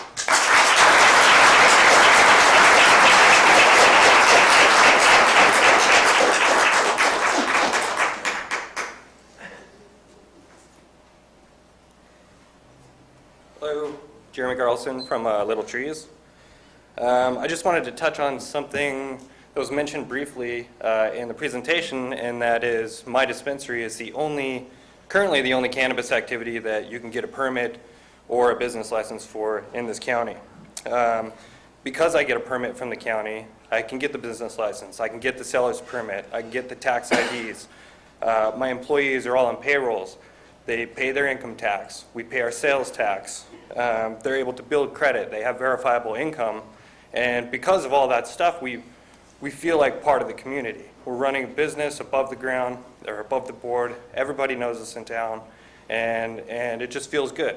And I would hope the board would make it as easy as possible to help the potentially hundreds of new businesses that could start up here in this county, to help them do that as easy as possible.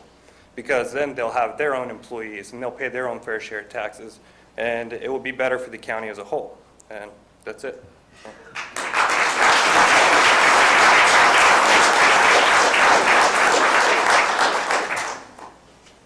My name's Jim Lanier. I'm here in Calaveras County resident and a voter.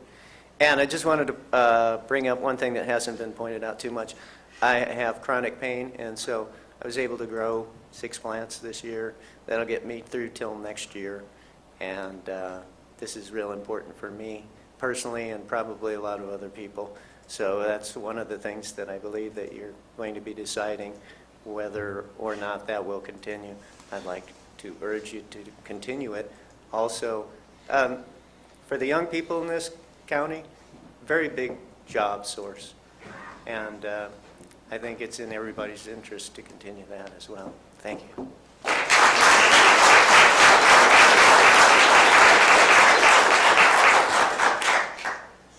Any other public comments?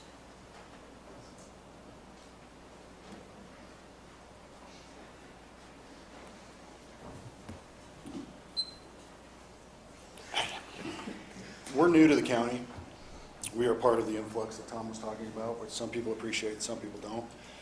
We wanted to introduce ourselves. My name is Niall Plouffe, and this is my wife, Amy. I'm a quality assurance manager for a major construction company by day, and we cultivate cannabis, essentially, the rest of our lives. We moved to this county based on several things. One of them was getting to know the folks that are involved with the CCA. The farms that we've toured and the people that we've met are responsible, caring individuals that want to be good stewards to the land and would like the opportunity to be licensed cultivators. You have to excuse me, I'm not the best public speaker. But I felt it was important to get up here and show that good people are moving to the county as well. And I've heard that there's concerns about the wrong element moving in. We don't believe we're the wrong element. We want a place to raise a family and end our lives. And Calaveras County really offered that opportunity for us for what we were looking for. Thank you for your time.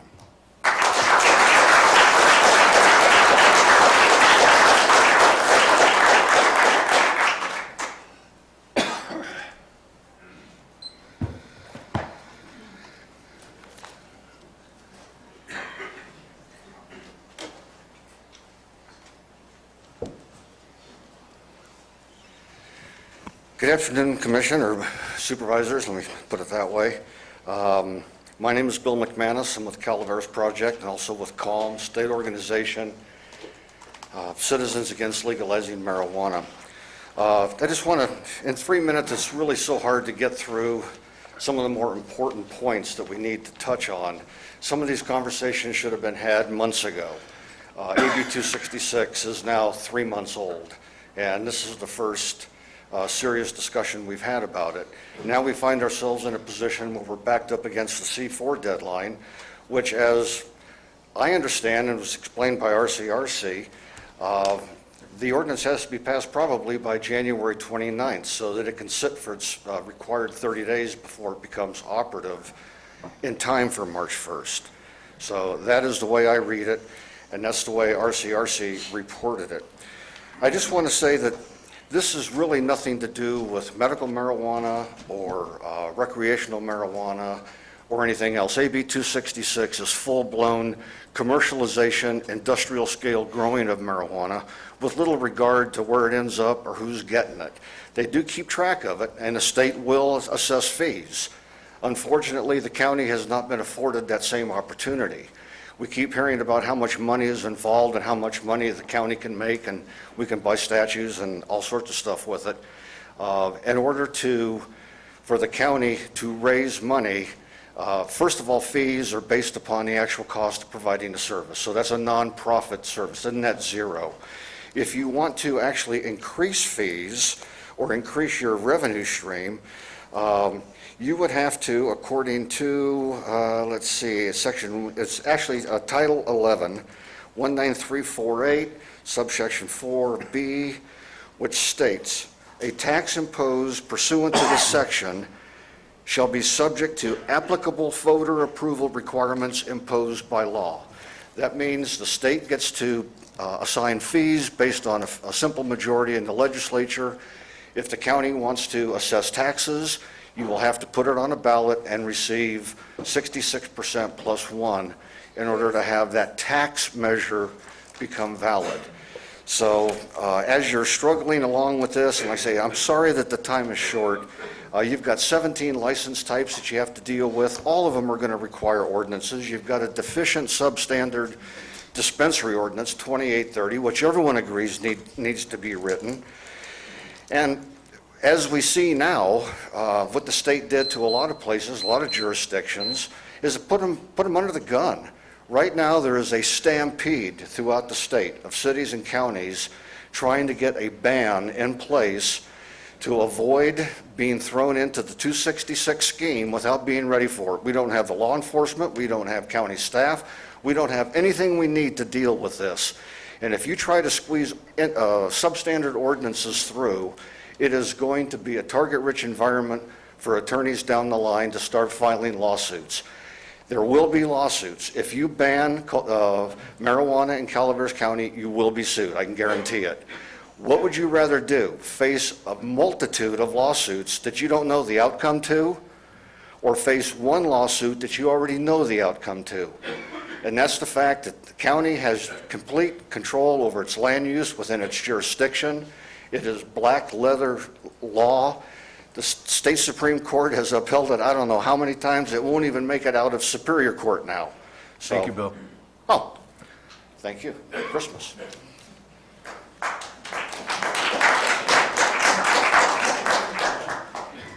Good afternoon, Vicki Reinke, Angels Camp. I have learned a lot sitting here listening to the speakers. I had no idea there was that much marijuana being grown in our county. And I would assume that's the case with most of the residents here. Anyway, I just wanted to bring up some points and read some information from the laws. Again, this is about medical marijuana. Marijuana is not legal in the state of California for recreational use. It's not legal in the United States. It's against the law. So all this growing that's going on, I want to know where's it going? If it's medical marijuana, how many medical patients do we have in this county that requires it? When we voted for Proposition 215, the Compassionate Use Act of 1996, this is what we voted for. It was enacted for patients and their designated primary caregivers to possess and cultivate marijuana for their personal medical use when recommendations or approval of California physicians. And we, most of us thought, you know what, if that's the case and that could help somebody, why not? It should have been regulated under the medical, not the way it's being regulated today. It should be processed through pharmacies so that a doctor gives a prescription and they get the...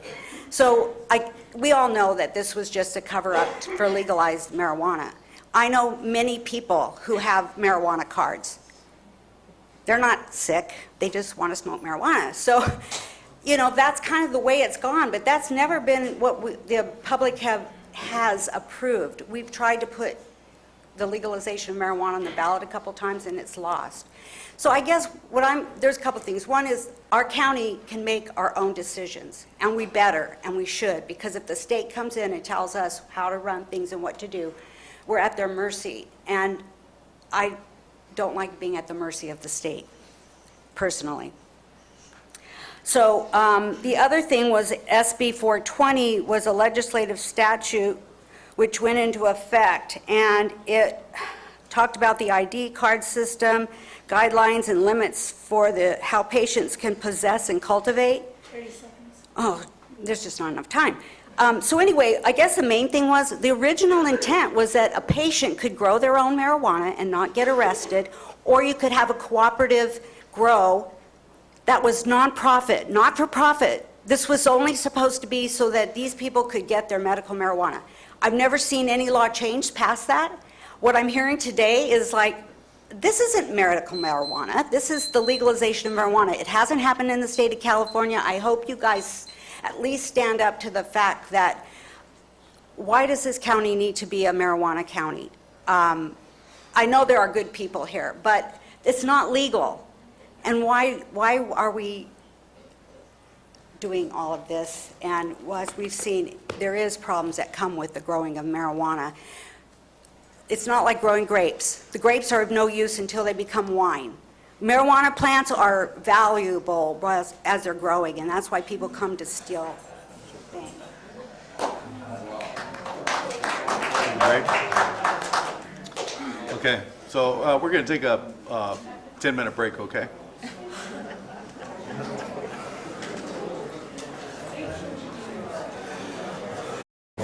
So while we were taking our break, we hooked the speaker up out in the lobby so people can hear. Innovative solutions. Thanks to Ed Lark from our local TV station. That's great.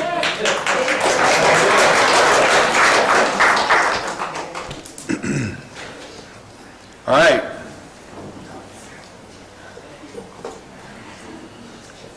My name's Janet Clark. I have an extreme allergy to marijuana and any other narcotics. I have to have surgery. My physicians now have a way so that I don't have to take pain medication. My head goes like this from the marijuana. I fully understand the medical purpose for marijuana, but there are hundreds of people out there like me that cannot tolerate it.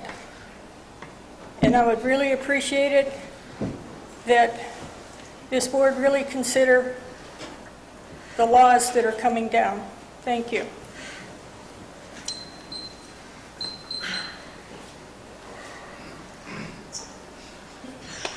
Good afternoon, supervisors.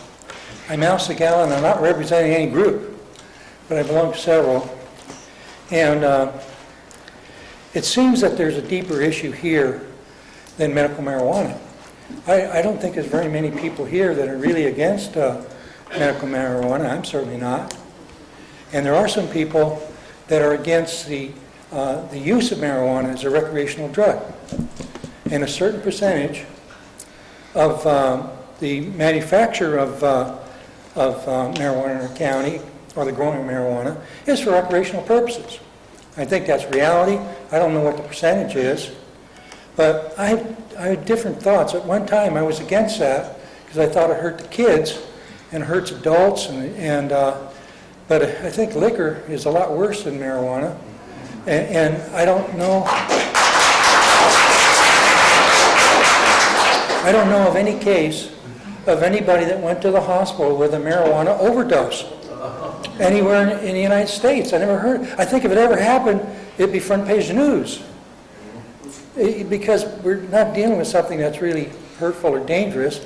Although I do think it ought to be treated like alcohol in the case of young people under 18. But when people are over 18, they have the responsibility for their own life, including choosing what they put into their bodies. A person has the responsibility to make the choice of what they want. It's not the government's responsibility. Now that brings us to the point of what is a black market? We had one person here, a well-meaning person, say that black market is caused by no regulations. Well, I beg to differ with that. A black market is caused by banning something that people want. If you ban something that people don't want, you don't have a black market because there's no market. But if there's a market for something where people want to grow and buy and use a substance for medical purposes or recreational purposes, then if you seek to suppress that, you create a black market. And the extent of that black market is directly proportional to the amount of suppression or oppression. It can get so violent that you could have gangs killing people, killing public officials, bribing public officials. It happens all over the world. Like, look at Colombia and Mexico. There's an excellent example of what happens when you create a black market. You create a black market by banning something that people want. Thank you.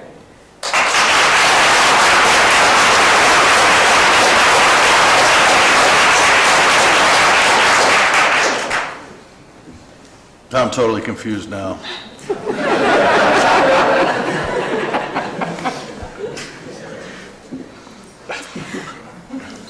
Bonnie Newman from Double Springs. Several years ago, I found myself contacting a number of IHSS home care providers in the attempt to get signatures on some kind of petition I was trying to get. And in trying to achieve that, I had to contact approximately 80 people in Calaveras and Amador County, home care workers who were caring for disabled or senior citizens. And without my objective being trying to find out who was a medical marijuana user, I found that out of the 80 people that I contacted, between 10 and 12 providers were caring for patients who used medical marijuana. So that one lady wanted to know how many people are actually using legal medical marijuana. I would guess in my program, which consists of almost 400 care providers, at least 12 to 15% were obvious to me. I mean, made themselves, it was apparent to me that they confided in me, that they had problems, how to procure it for their client, how to take their client to a place where they could buy it. Knowing without the ability to have legal access to the medicine, I had to drive my client to Stockton a couple of times to try and make a connection.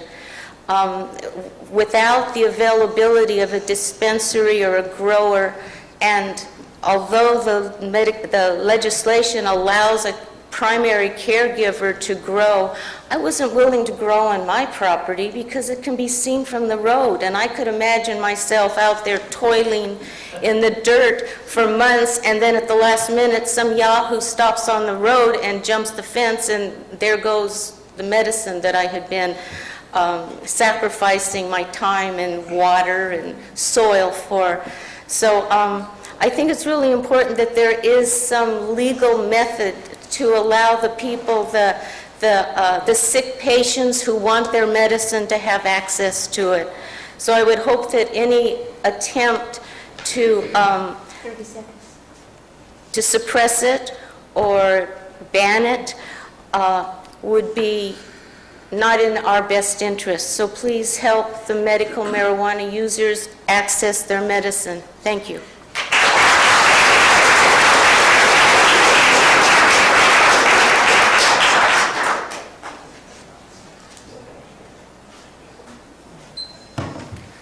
Hello, my name's Alan Sender. I'm from Mountain Ranch, and I'm a local business owner.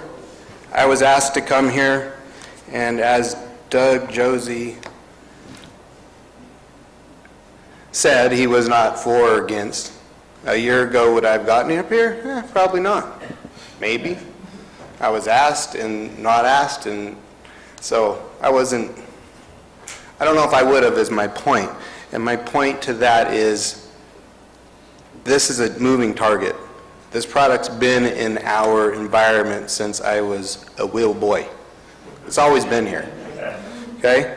I was asked to come because I'm a local business owner. This industry, based on where our business in Mountain Ranch is, in the center of this, it is huge. It's real for my business, and it's real for other businesses in the area.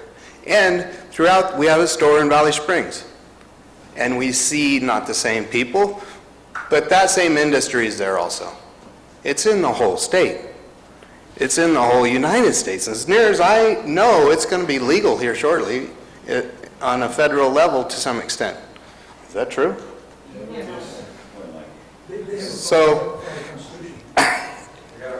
that is, in 3 minutes, I want to talk about our county. Before I was born, our county had industry. It had mining, gone. It had timber, gone. It had the cement plant, gone. Why? Why? We're all smart. Probably the number one reason for all of those was the regulations that were put in place. That's the facts. You guys have the opportunity, the way I understand it from the state, to have your input. The outdoor portion of this, just logically, our county, whether you like it or not, has the pristine conditions for growing this product that has a desire to be used by people outside the area. This industry is knocking on our door. Since I was a little kid, our county has tried to bring industry into this county. Have anybody come? 30 seconds. No, they haven't. Why? Why hasn't industry come to our county? We've tried over and over. Why hasn't it come? We're too far away from any hub. It's that simple. We're too far away from Stockton. We're too far away from Sacramento, from the highway structure. We're too far away. This industry is knocking on our door. The way I understand it, our neighboring counties have decided against it. We as a county, there's a lot of good that comes with this product. Do it right. Listen to these people. Get their input on how to do it right. They know how to do it right. And make good decisions for our county. Thank you.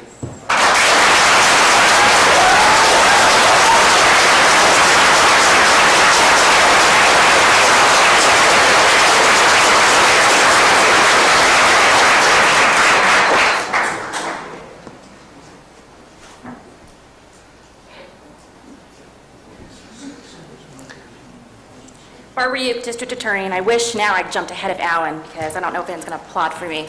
But anyway, I do want to echo what he said. I think it's important for the county government and the leaders to do something about it. We have this law, it's here, and I'm not going to debate whether or not it's good or bad or whether or not there are merits to medical marijuana or there's good growers, bad growers. I'm obviously stuck with dealing with some of the consequences of what's happened in our county. That is marijuana related, and whether or not it's good that it's changed from nonprofit only to profit. One thing that we have not discussed is that this law does allow for unlimited profits. And I'm not going to debate that, but what's important is that we do have this law now. We have currently a very tight deadline to do something to maintain some sort of local control. And I'm not going to try to say what that local control should be. You've heard a lot of different input today, a lot of passionate input, a lot of people who have been invested their lives and their families and their properties in what they do, and obviously they believe strongly in it.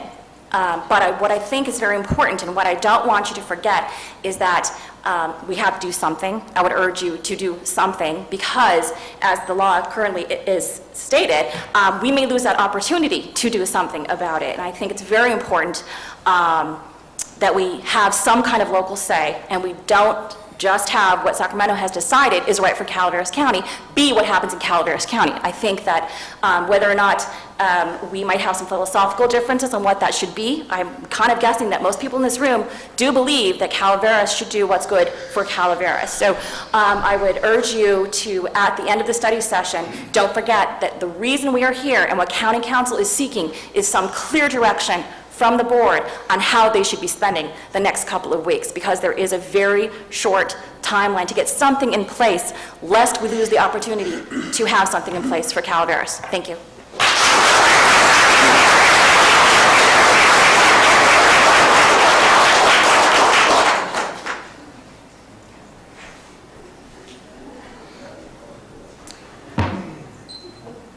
Hi, my name is George Grafer, and I have a home, had a home up in Mountain Ranch. I lost the home in the fire, and I'm going to kind of dovetail unintentionally off what Alan had to say in regards to jobs. When I first bought that property 10 years ago, it was very difficult to choose who you wanted to work on the property because there were so many people available to do so.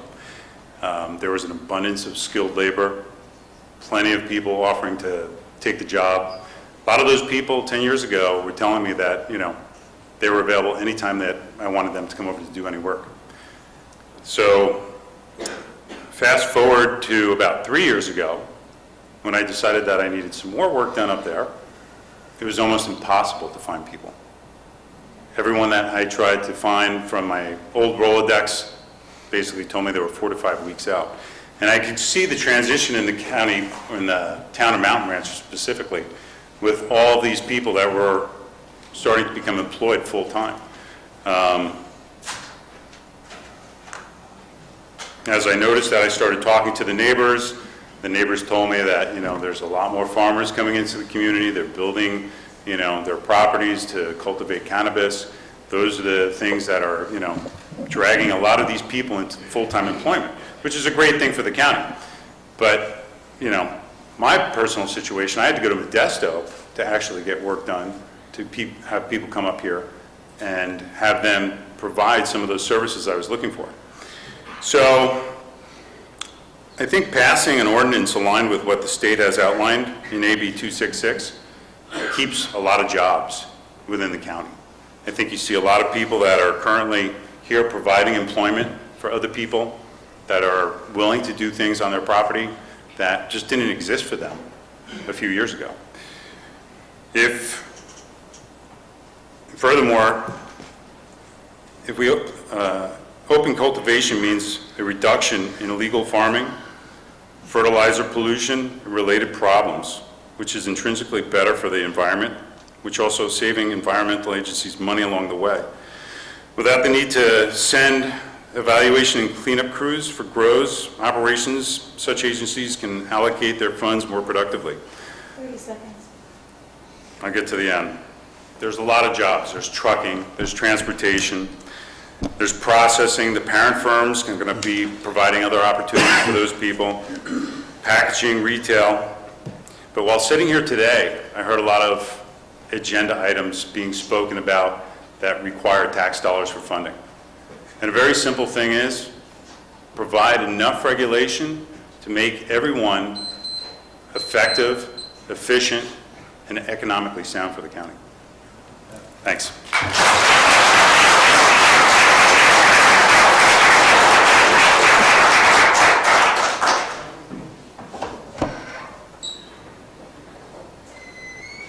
Any other public comments? Go ahead.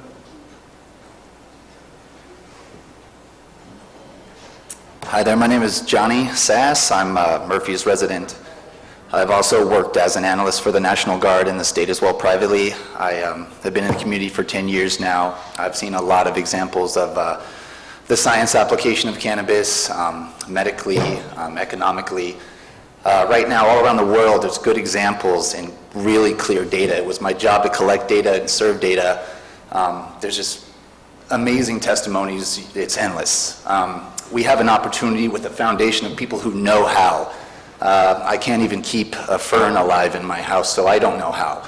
But the fact is we have a spine here, we have the backbone to really implement the possibilities to move forward and not be set behind. Though the world will keep evolving and speeding past us, it's good to have that education. I challenge everyone here to really look for the data, see how the application can really better our future, and then really take the time to get to know the foundation instead of let it wash away, because everyone here has a livelihood in it. It's more than just a moneymaker for some.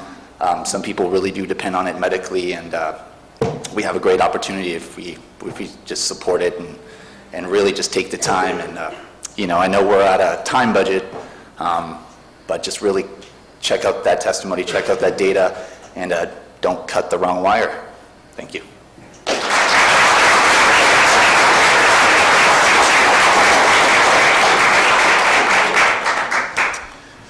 Okay, any other public comments? Unless anybody else has one.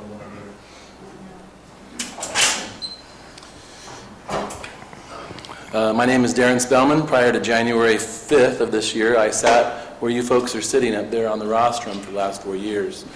I'm now doing real estate and consulting in terms of real estate-related issues as well as governmental issues. What I found was that during my time on the board for the last 4 years, that our county indeed did have a history of being very forward-thinking in terms of being able to provide opportunities for people to work with the system as it became legal. I'm very much a law-abiding person. I'm very conservative. I go to church on Sundays. I don't smoke marijuana. I don't eat marijuana in cookies or forms. Nothing like that. I don't ingest it, don't smoke it. I don't grow it. I don't cultivate it. I don't drink alcohol even. I'm a pretty pure guy. So, but the reality of it is that some people do need it for medical use. There was a question earlier about how many people actually need it. The latest statistic shows that there's just approaching 39 million people in the state of California. 39 million people in the state of California. There's going to be a few thousand people, if not 100,000 people, that have issues, whether it be like the gentleman that has a crushed L4 in his back, to whatever, that may need this as an alternative. My father-in-law just died of cancer in September. I went through some interesting trials with him. And I can tell you that when you're in pain, you will look for as many different alternatives as you have possible to you to be able to alleviate that. And I'd like to come back to some of the statements that were mentioned in full circle, that we had mining, we had timber, we had the cement plant. Well, the biggest thing that brings revenue to this county that we talk about during budget is agriculture, tourism, and property taxes. Those are the three things. These people, through their cultivation and farming, are increasing the property values. They are infusing money into the communities. And what was the other one? Agriculture, there you go. Agriculture is one of our biggest money providers in our coffers for the county. And as we heard from somebody else also earlier, I'm repeating, the governor signed a bill that declares medical marijuana as an agricultural product. So it's not a matter of whether you personally use it or whether you like it or not. It is a matter of what's been declared law and how we can potentially gain from that. I think that our county has gained immensely so far, and I had no idea about this until about 4 years ago. When I was elected, I became more aware of these things, and I think that our county has benefited from it. Darn it. There was one other point I was going to make, and I forgot. Merry Christmas.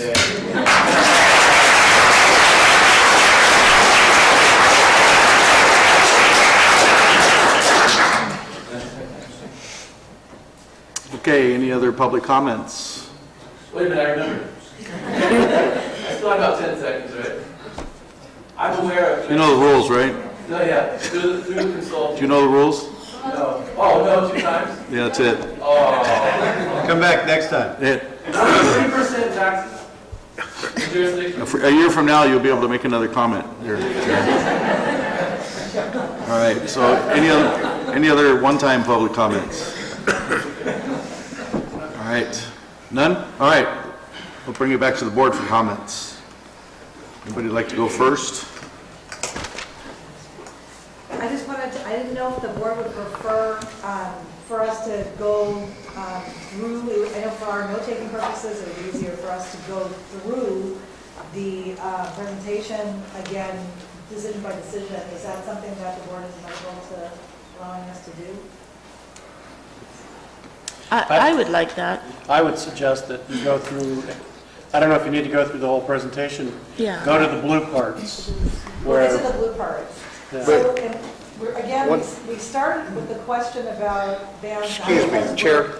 Not because we're... Let Mike speak, please. Was the board comment period over? No, we actually didn't get a comment period. No, that's what we're going to do now. Oh, okay. We're just trying to structure it so that we can take notes as we go through the PowerPoint rather than having to skip around. We were going to ask the board if the board was willing to allow us to go through it topically so that we can start with, let's say, if the board wanted to ban something, and then we know that we don't have to go and address the more specific questions under that category. So I know it's not the easiest thing to talk about first, but we wanted to just start looking. We have the slide up on page 10. These are all the different things that would be allowed if the board chose not to ban any of them. And so we would ask the board to discuss and let us know if there's any particular category that the board just wants to ban outright, in which case we don't have to go through the more specific regulations about that topic. So before we do that, I want to ask the board, you guys want to make comments? I do need, I would like you to comment. And got a little confused there. Debbie, do you want to make comments? General, I will, yes. Okay. Steve? I'm ready to go into this, but I'm glad to let Mike have one. Chris? I'm ready to go into it. Okay, Mike? Now, I'd like to hear from law enforcement. Do we have a representative from the Sheriff's Department here? You put him on the spot. Great, Oh, he just we got- came back in, thank God. Excellent, you got two of them. She's like, Dodged that one, didn't you? You're waiting out in the hall, weren't you, Captain? I'm trying to do multiple things at once. Somebody have a question for me? Captain, a couple of quick statements, if you will.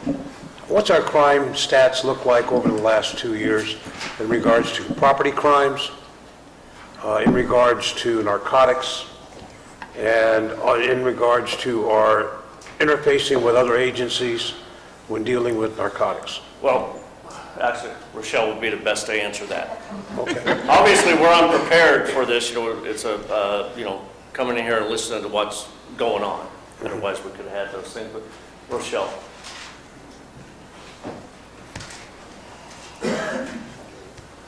Rochelle Whiting, Sergeant with the Sheriff's Office, currently Supervisor for the Narcotics Division. We don't have the stats because not knowing what was the expectation for this meeting, so I couldn't attest to that. You asked about an increase or a decrease in property crimes or crimes against persons, was that? That's correct. In relation to marijuana specific? In relation to the narcotics trade, if you will, the black market. That I will have to take back to our records person who handles the statistics, and we can get that for the board. We have seen, of course, a increase against crimes against person. Having going through the fire recently, the overwhelmingness that it impacted law enforcement, on top of the fact that it happened during harvest season.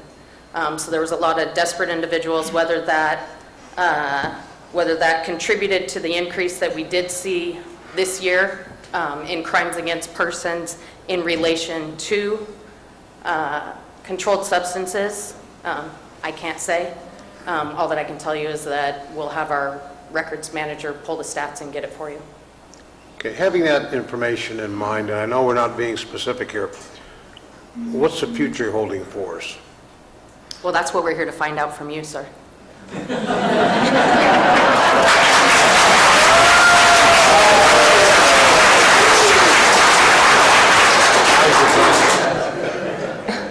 You're good. You're really good. I used to work for that, Sergeant. No, seriously, are we looking at, are we planning anything for an increase in those types of crimes or seeing anything like that? Whether or not we pass any resolution or we adopt an ordinance? And how are we going to enforce that on your positions as far as law enforcement? It's going to have to be a good policy decision by you guys. We're going to have to be able to determine what our parameters are, what guidelines you're going to put in place for these folks, what security measures, if there's fences, reporting requirements, all those other things. You know, fundamentally, our job is to enforce the law or the policies that you do, and that's the way we'll do it. But, you know, I'm sure there's a lot of folks in here that do everything that they're supposed to do. There's still going to be those outside people that are going to be, you know, growing it for the black market and doing that. I mean, you have black market on cigarettes and they're legal. You have a black market on it. You're always going to have the black market. You know, from our perspective, good policy will allow us to do better law enforcement. You know, that way we're working with the folks that are growing the marijuana. We know who they are. You know, those types of things. We got good security measures. All those types of things. I think we'll be doing good. Tomorrow's the unknown. I can't predict if we're going to have the same situation that we had this year. And we had 4 homicides associated to marijuana this year. So is that going to happen next year? I don't know. Was it a fluke? I mean, the law passed in 1996, and I think those are the first ones associated with marijuana we've had since that time. So we've had a good record. We've had multiple tons, well, I don't know how many patch pirates, or I'm sorry, using the term, people that have gone out and ripped off marijuana grows that people don't come and report to us. Okay, so that's going on all the time. So it is property. It is being stolen. It's not being reported to us. Thank you, Captain. You know, we would rely on you guys to come up with a good policy that we can enforce fairly and, you know, treat everybody appropriately to the way they need to be treated. So we are relying on you guys. Thank you, Sergeant. Thank you. You know, hopefully we'll have some, you know, as you go through this, you know, some input into what, you know, what our ideas are, what we could think of. You know, I mean, I would rather have good security measures put in place out there than people running around with shotguns protecting their own stuff. You know, our job is to protect life, property second. Okay? Thank you, Captain. Okay.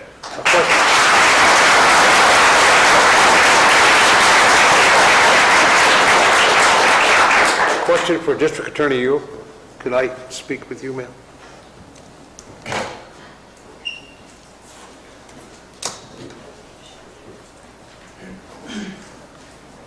Hello, how are you? Good, how are you? These gentlemen and ladies that are sitting in this gallery today, plus the folks that I've been speaking with that have contacted me, have indicated to me that they are going to do their activities in accordance to the regulations and the ordinances that we set forth if we decide to do so. Is it the District Attorney's Office position that when they come across those folks that are involved in black market operations, are we going to be cooperative in prosecuting those folks who do not abide by these laws through your office? My office responds to violations of law that are investigated by law enforcement. So when law enforcement investigates a situation, if all the elements of the crime are there and we can prove it beyond a reasonable doubt and it's the right thing to do, we will prosecute. So, you know, of course, lawyers always get a bad rap. We can argue anything. But we do like clear rules. And part of the problem over the last 20 years is that the rules have been kind of mushy, and then you've got, you know, you've got the state laws, and then you've got the county regulations, and there was a lot of gray area, which I think is, you know, probably anybody who's been involved in these activities for the last few years would agree with me on that. So if we can get some clear rules, obviously lawyers can argue about anything, like I said, but it'll help. I think it'll help the community, it'll help law enforcement to be able to know what to enforce and not have competing rules, have some clear guidelines, and then of course, when they are able to enforce clear laws, then it will make it easier for my office to respond in kind. So once again, I think it's really important that you come up with some clear rules. As far as your question on what to expect and you know, is it going to get worse or better, I think was really what the nature of your prior question was. There are some specific areas that you really should address and probably address today. I think the approach of going down the list is probably a good thing. When you get to mobile deliveries, that should be something you might want to look really closely at. And the reason I say that is that, once again, I'm not going to take a position on whether or not it's a good idea or a bad idea to have the industry itself. But the section on mobile deliveries, if you don't do something, what that will allow is the big commercial operations that are elsewhere to come in and sell in Calaveras County. So if you do nothing else, I would suggest that you address that very quickly and very sternly.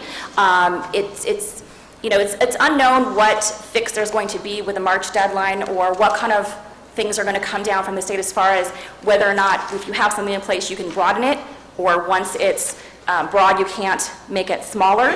But it seems to me that if you put some fairly strict regulations in place, then you can always open it up bigger if that's what's going to happen. And the mobile deliveries is something that I would really urge you to address. And I'm actually very interested to hear what the people who are involved in the current industry feel about that. You know, we always preach to buy local. So, you know, so I really don't know. I actually am very personally curious to hear what the locals think about that prospect of having outsiders coming in because it is unfettered, because the county hasn't done anything in time. Thank you, Mr. Attorney. I have no further questions.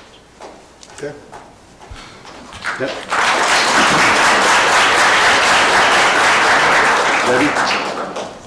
You know, I think in general, I just thank everybody for their comments today.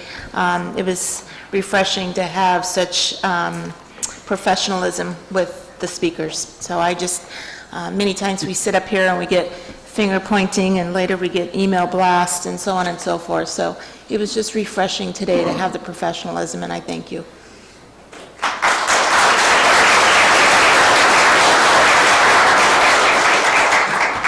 That's because it's an optimistic crowd. I think I've taken up my time, but I'd like to concur with Supervisor Ponte. I want to commend the professionalism I've seen in this room on all three sides of this fence. You should be commended, ladies and gentlemen.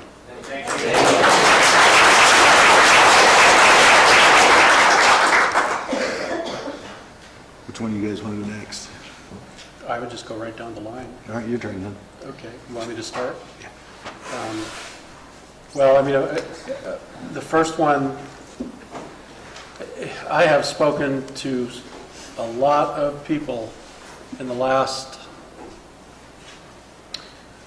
6 months especially about the subject, on both sides of the subject. And what I zero in on are some of the common threads, whether you don't want it at all or whether you are involved in the industry. And one of the things is to clear up the ability of law enforcement, and we just heard that comment, to deal with this.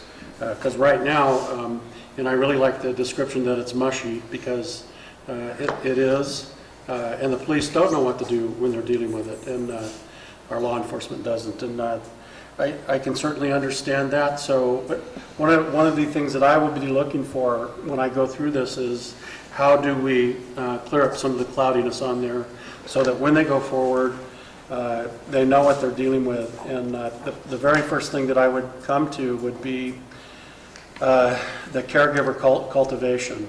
And to me, I would ban that here, because I think that creates an issue for a law enforcement officer coming in to deal with 5 patients in 500 square feet. The personal cultivation, a caregiver could go from house to house dealing with the care that they're giving and still have that. But if an officer comes into a house and they see 500 square feet and they're not licensed, to me that could be an issue. The other thing too, and mobile deliveries are another concern that I have. For the first thing, in AB 266, a county shall have the authority to impose a tax pursuant to Article 11 on each delivery transaction completed by a licensee. How on earth would we keep track of that? It's not like going to senders where they have readouts on their register and he knows what he did. So to me, the mobile deliveries could be an issue. Plus, the other thing too is a local jurisdiction shall not prevent carriage of medical cannabis or medical cannabis products on public roads by a licensee acting in compliance with this chapter. Okay, so even if we were to outright ban it here and somebody brings it from another county, we couldn't stop them. So why would we be even banning it, if I'm reading this correct? No, the intention of that section is for transportation. So the jurisdiction where it originates and the jurisdiction that it ends up both have to allow for it. We basically can't prohibit the transportation of it through on public right-of-way. So if they're, for instance, Amador allows it, Tuolumne allows it, we have an outright ban. We can't say you can't transport it through our county. That's what that section is primarily focused on. So there we've heaped another issue on our law enforcement. If they make a stop with somebody and all of a sudden we, you know, like I said, the term mushy comes back to mind. That's a hard one to enforce. Well, those are the two that I see right away that I pull off, and that's, I hope I got that started for you there, Mr. Chair. I would want to just chime in on the mobile deliveries. Yes. Because it would be going from a permitted dispensary, and the dispensary is a permitted entity.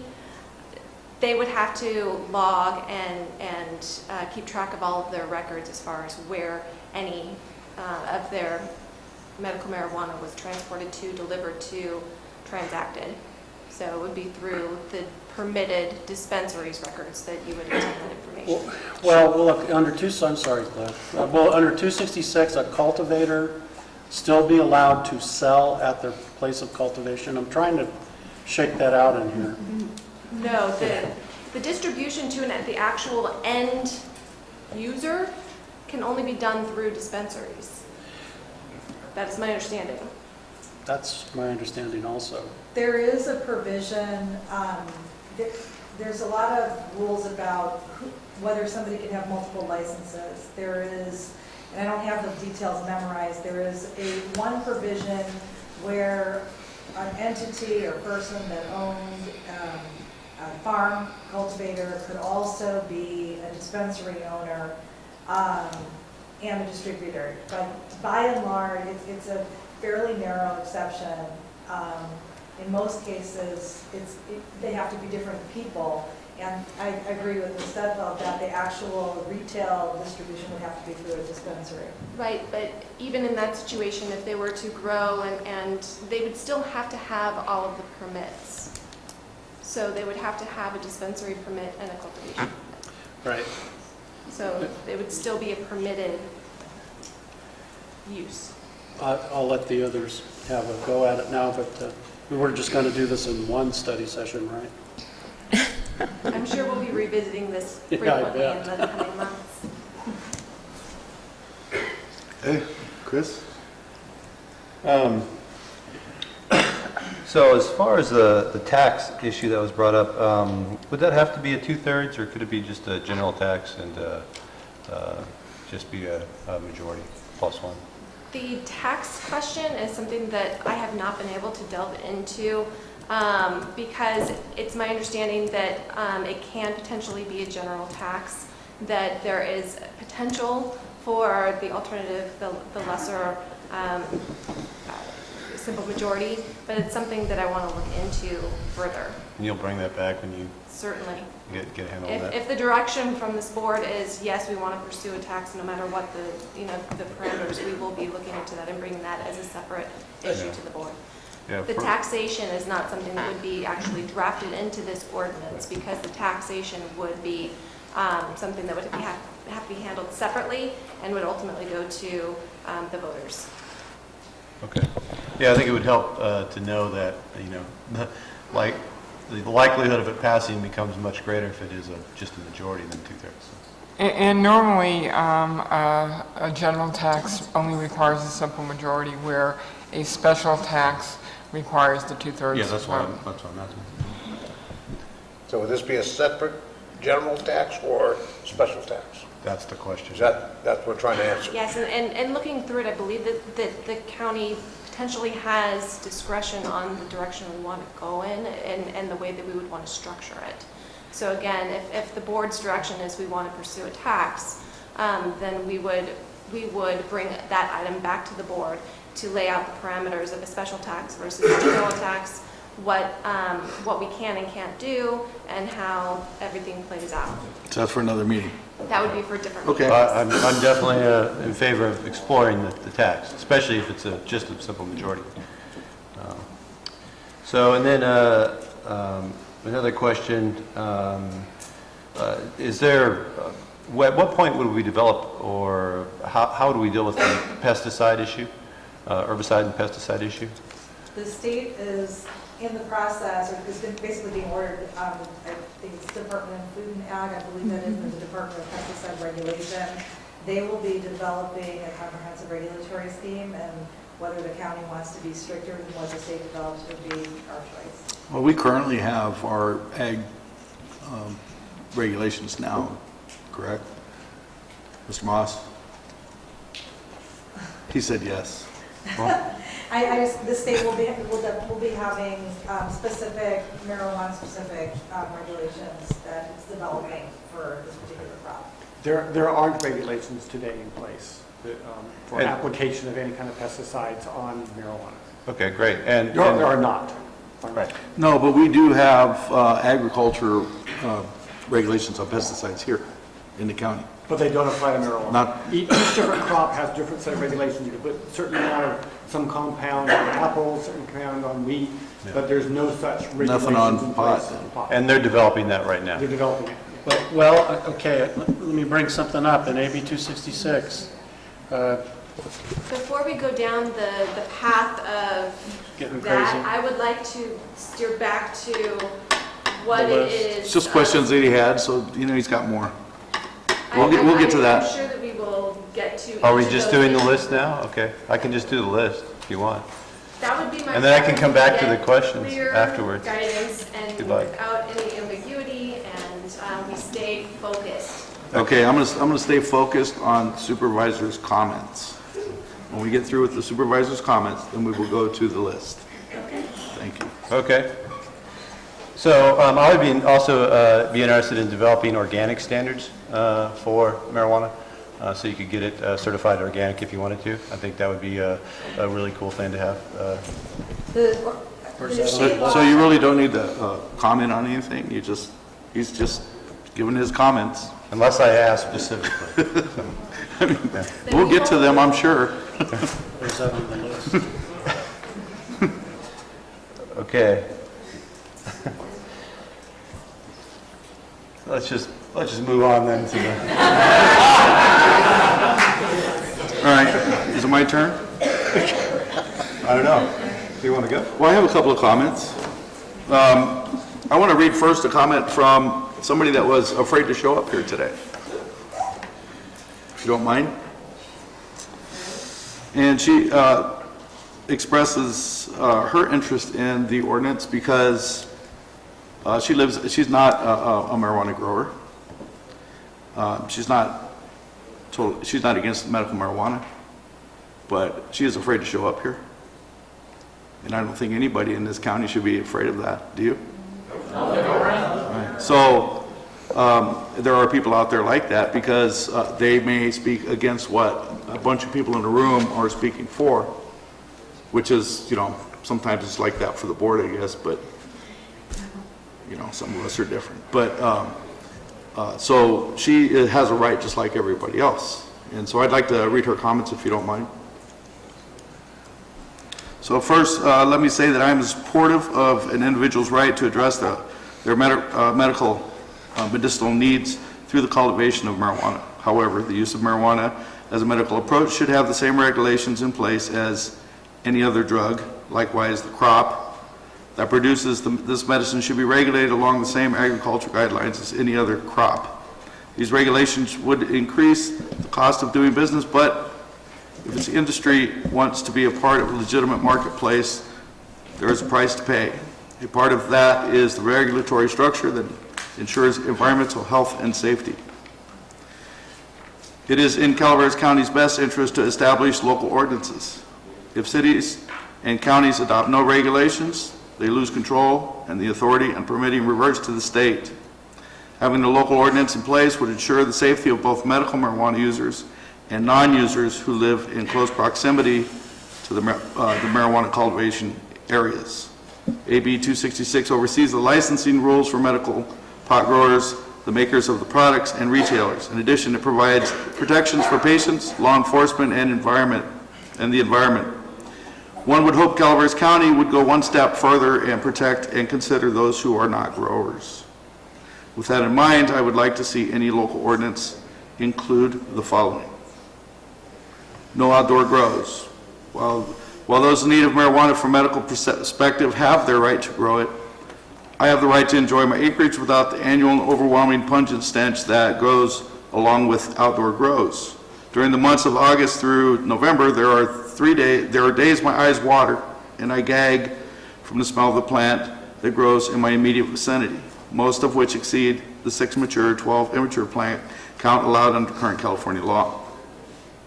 In Fresno, there was sufficient evidence gathered indicating marijuana cultivation attracts non-residents who, by the following scent, drive or walk into garden areas.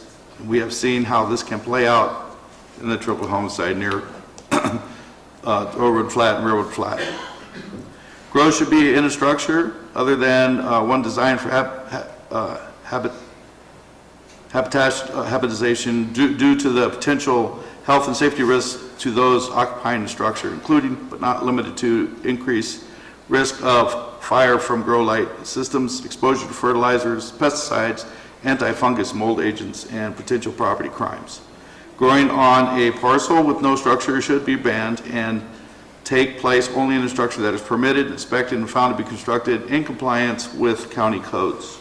Conditional use permits. All permits should be conditional. AB 243 states if a city, county, or city and county does not have land use regulations or ordinances regulating or prohibiting the cultivation of marijuana, either expressly or otherwise under principles of permissive zoning, or chooses not to administer a conditional permit program pursuant to this section, then commencing March 21st, 2016, California shall be the sole licensing authority for medical marijuana cultivation applicants in the city, county, or city and county.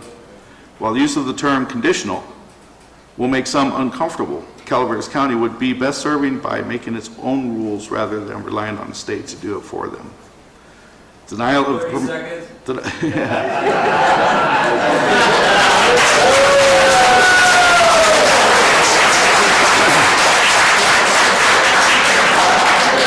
All I can say is she talks faster than me. In alignment of SB 643, a local ordinance should include the grounds for denying an application permit.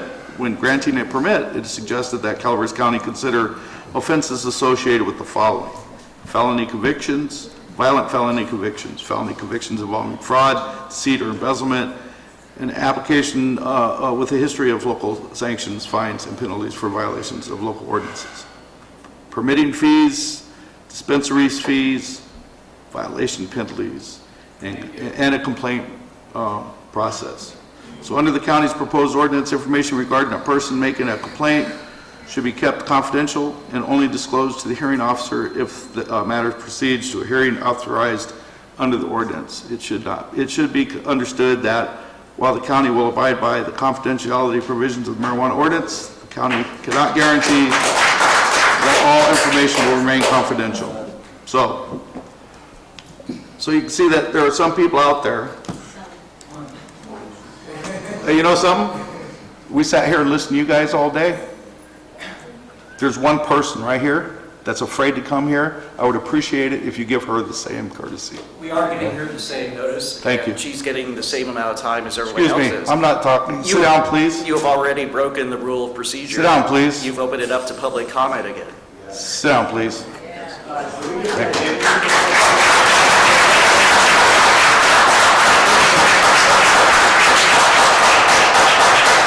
So this Everybody who came up here identified themselves. We have no idea who this person is. We have no name. all right, I'll say it, okay, then this is me.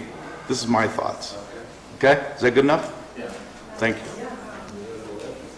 Thank you. All right, so I have other questions. State background checks.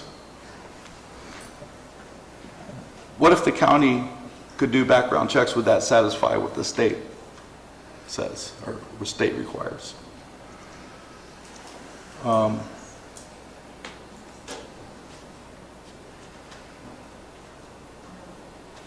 And that's about all I have. So, now we can get to the list. Okay. Who wants to go first? I'll go first. All right. I don't wish to ban anything.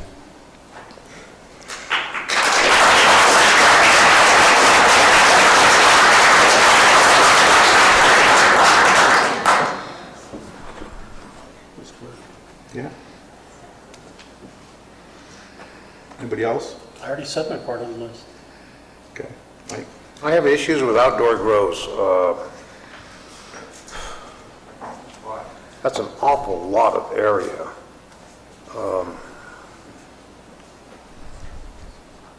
Indoor grow would be more controllable. I do have an issue with the outdoor grow.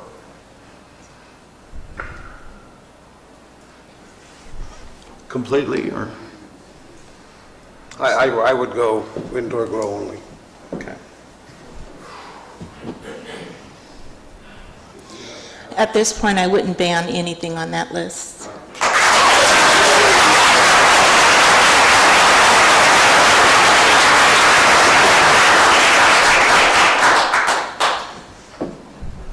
Okay. My turn. I would ban mobile deliveries. I'm not clear on what the manufacturing without volatile compounds are. So I'd have to have more clarity on that. I'd have to have more clarity on that. Can you guys speak up, please? I am trying my best right now.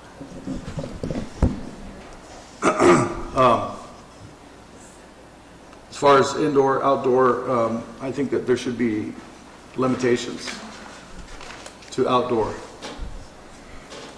and indoor.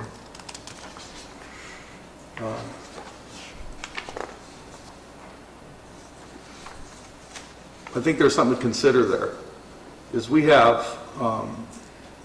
contacted by very large producers that want to come here, buy up a lot of property. And they could probably build really big places and grow really large things. And so I think it's something to consider when we move forward on this. Because we also have, it's obviously we're going to have a local industry. I'd like to be able to protect that as much as possible, because we do not need to.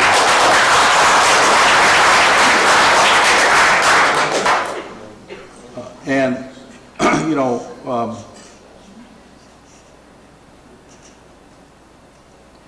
don't know what 100 square feet of a personal grow is actually. 10 by 10. Yeah, okay. 10 by 10. So, I've seen plants, 15 feet tall, and I've seen plants 2 feet tall, so I really don't know what that means. And I've seen plants grow along a fence line. So, caregiver cultivation, I agree with Steve. That gets really confusing, I think, for law enforcement. I don't know if we can get past that. So I have an issue with that. And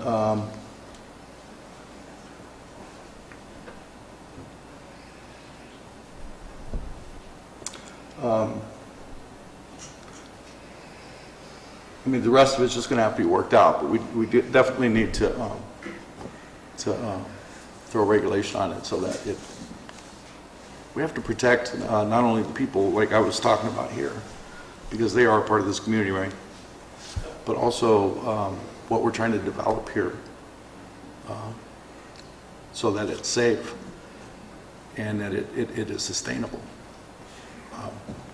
Can I add something that might help them out on the size of the grows? When we get, you've got some more blue ink down here that we've got to address called the types permits. Mm-hmm. And when we get to that, I know I've spent a lot more time with this than some people up here. So when we get to that, we'll be able to say, okay, we're either going to give all of these or allow these, or we're going to allow very few of them. And that, in the permits, it addresses the size of the grows. Okay. So for now, I would just, I kind of have a little idea of what the board would like, but I would like clear direction as far as a poll of the board on if you want a ban, if we can go down item by item. Okay. Would the board like to ban commercial cultivation indoor? No. No. Okay. Outdoor? No. Yes. No. Okay, so that's for one direction. I'm a yes, Okay, so, but. like Oliver. Yes, but the rest of you hold no. No. I want it regulated. We're only dealing with bans. We'll This get there. is just a Promise. poll. This is just a ban. And there are a lot of things that will affect this in the I end. promise you we will get there. Right.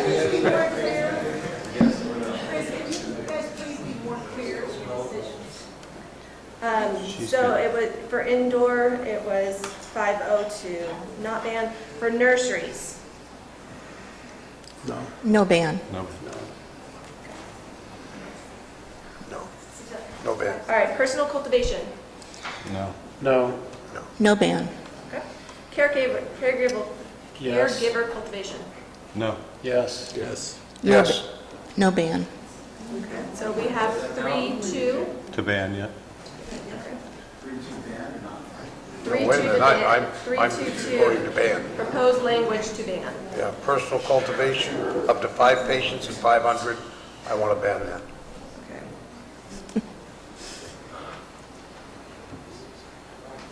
And again, this is not to ban it today, this is just to give us direction on language in crafting an ordinance. So when, at this point, we have direction from 3 supervisors to bring forward language to ban caregiver cultivation of up to 5 patients and 500 square feet. Dispensaries. No. No. No ban. Manufacturing. No ban.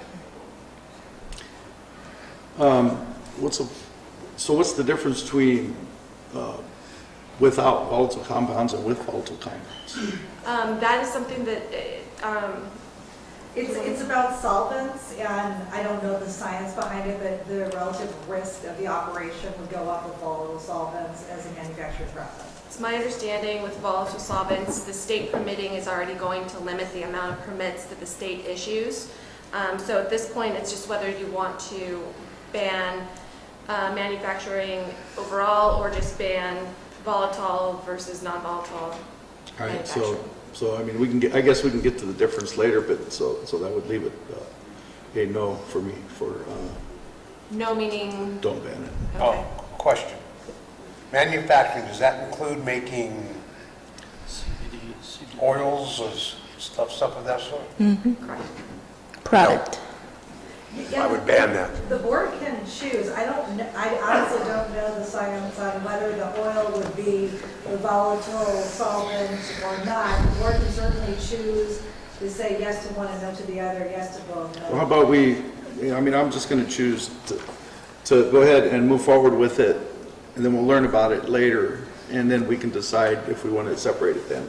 And whatever decisions we make today does not mean that it's set in stone. I want to make sure that that's clear and that the public knows. The direction we get today is just for the language that we're going to be bringing forward. It doesn't mean that you can't change your mind or add modified language or give further direction in the future. This is just the initial direction that we can get language rolling. All right. I think we need to keep bringing that forward, because frankly, even after reading the law on it, I'm still very confused, so we need more info on it. Okay. Mobile deliveries. No ban. No ban. Within the parameters of state law, no ban. No ban. I'd be the only one to say, yeah, ban it.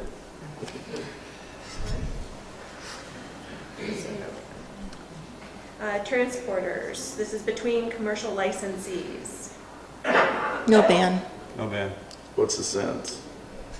I'm sorry? What's the sense of banning that? It's about whether the transportation center is located. If we ban it, it's going to come through anyhow. Well, that's a little different. Do we have allow for kind of a storage facility here for transporters? Okay. But I'm hearing no. So we'll move on. Laboratories. How about distributors? Distributors, I'm sorry. No ban. Laboratories. No ban. Okay. So only one. Moving on. So you're going to move forward to ban the caregiver cultivation. Only, yes. So you either grow it small or you grow it big. Well, it has to do with the licensing, and until you get to that, it's hard to understand. Now, keep in mind that that caregiver cultivation is just that area that if they're not growing for themselves personally, that they would have to then fall within the state structure that would require state permitting at that point. So moving on to the next one, we've already heard about the caregiver grows, but with respect to the qualified patient, personal grows, we know the state is not going to be licensing or regulating them. Is there any type of potential regulation that the board would like to impose before somebody can grow up to 100 square feet of their own marijuana? I thought we already answered that. I'd like to see some sort of permitting. I think it's important to at least know in the big picture of everything. So some sort of maybe over-the-counter type permit that was in place to take the mushy out of everything. Supervisor, as you were indicating, we already went there. We've already gone through the bans, and now we're moving on to the regulation. Did you skip one over? Which type of permits? We're going to go through that for each. Okay, so you're not going in logical, you're not going slide by slide? That's what's on my computer, I guess, is what I'm getting at. I hear what you're saying as far as this slide was, general as far as as far as if a conditional use permit, administrative use permit, license, what kind of scheme you would like to see. And I think that we can handle that in each category as we go through it. I think that was are you referring to which type of permits at the state level, Supervisor Kearney? Because we will get to that. Okay, I'm good with it. Okay. I'm staying focused. It's a lot easier just to follow. I probably got a little bit too liberal with the blue font. Yes, it wrecks my focus. Focus record. So we're on those exempt from state license requirements at the moment, right? Right. The question is, what local regulations, if any, does the board want to impose, knowing that the state's not going to be doing background checks, not going to be doing any permitting of those individuals? I want none. If somebody wants to grow 5 plants in their backyard, I don't think we should be worrying about permitting that. I thank Supervisor Conti for being the only one that's actually using the mic. I was just using the mic there. I know, but we just heard you, but I mean, all along, we can't hear it. Can't His really voice hear is what you're gone. saying. We can't hear what you're saying. Cliff's voice is gone. Then use the mic. The wife's happy. So the wife is happy because of that.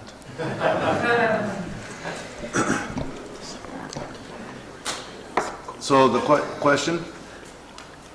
The question again? The question is, for this category of growers that are not going to be regulated by state law, does the county want to impose any sort of local regulation for people who are growing for themselves in accordance with the Compassionate Use Act up to 100 square feet? License or inspection background fees. No. Does the board want to locally regulate outdoor cultivation activities that are otherwise exempt from state license requirements? And I'm sorry, that slide should say outdoor or indoor. I didn't put the indoor. Yeah, I didn't see that on there, or indoor? At this point, do you want to regulate personal growth for somebody wanting to grow for their own personal use? Up to 100 feet. Up to 100 square feet? That's the question. That's the question. Yeah. Do you want to add additional requirements on that level of growing? 10 by 10 square. On that issue, no. Okay. No.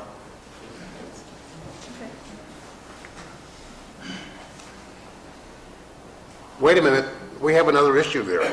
Primary caregiver grows to qualified patients up to 5 individuals and 500. We already determined We that banned that's that You already won that one, Mike. You banned We that. banned that one. Okay, all right. I'm just waiting for the second issue. She's flipping the But page. I wouldn't mind going back to discuss that later. Yes, me too. Because I think there needs to be a little bit more discussion around that issue. Otherwise, the state is going to regulate that. No, they won't. No, We that have is our an own- area that is unregulated. No, they don't. It would be, those 2 areas would be unregulated because they're not included in the state regulatory scheme. So if they're growing for their own personal use or their caregivers growing for 5 patients, no more than 500 square feet, they don't have to go through the state regulatory program. So the question is, do you want to regulate it at the local level since they won't have state oversight? Okay, never mind. And at this point, we've gotten the direction to propose language for a ban of caregiver grows, no additional regulations for personal grows. Okay, so now we're on the commercial cultivation indoor. And we have, you have the, what I might do is put up Mr. Mauer's recommendations and then just go through the slide before on my sheet. Are there any locational restrictions for commercial indoor cultivation that the board wishes to impose in terms of limiting to certain zones, and then also requiring certain permits? So can you, for me, clarify on this chart, the 1/1B, 2/2B, define that so I make sure I understand it, and then the difference between the AUP and a CUP currently?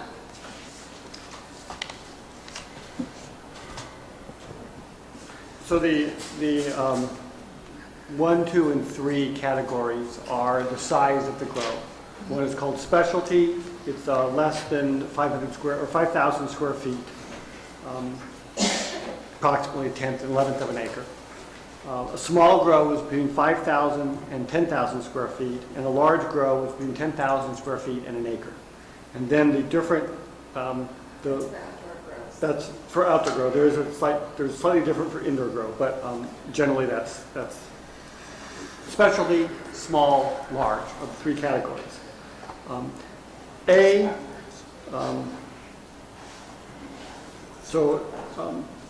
1A is indoor, and that's fully enclosed in a building using only artificial light. So the 1A, 2A, and 3A are all indoor grow only, using artificial light. The type 1 is outdoor, using natural lighting only. So type 1, type 2, type 3 are the outdoor grow only. The 1B, 2B, and 3B, what's referred to as mixed light. It's a combination of natural lighting and artificial lighting. We would consider, and I believe the state law considers, a greenhouse that is using only natural light as an outdoor grow. It's based on the lighting, not what kind of structure it's in. So a greenhouse that only uses natural lighting would be an outdoor cultivation. One that has partial lighting, there's a combination of lighting during the winter, early season, or the length of time for growing, that has artificial lighting as well as sunlight, would be the mixed lighting. Hopefully that doesn't confuse everyone. So, I'm pretty clear on that, but I got to tell you that we were on public comments before, and then we went to our comments, and now we're making a decision on this stuff. Right? These folks here haven't seen this before, right? Yes, that it was in our presentation. In the presentation, but I don't know what their business is. That's all I'm saying. I don't know how they're doing their business or anything like that. So you're asking me to make a decision on something that I really don't know that much about, because they...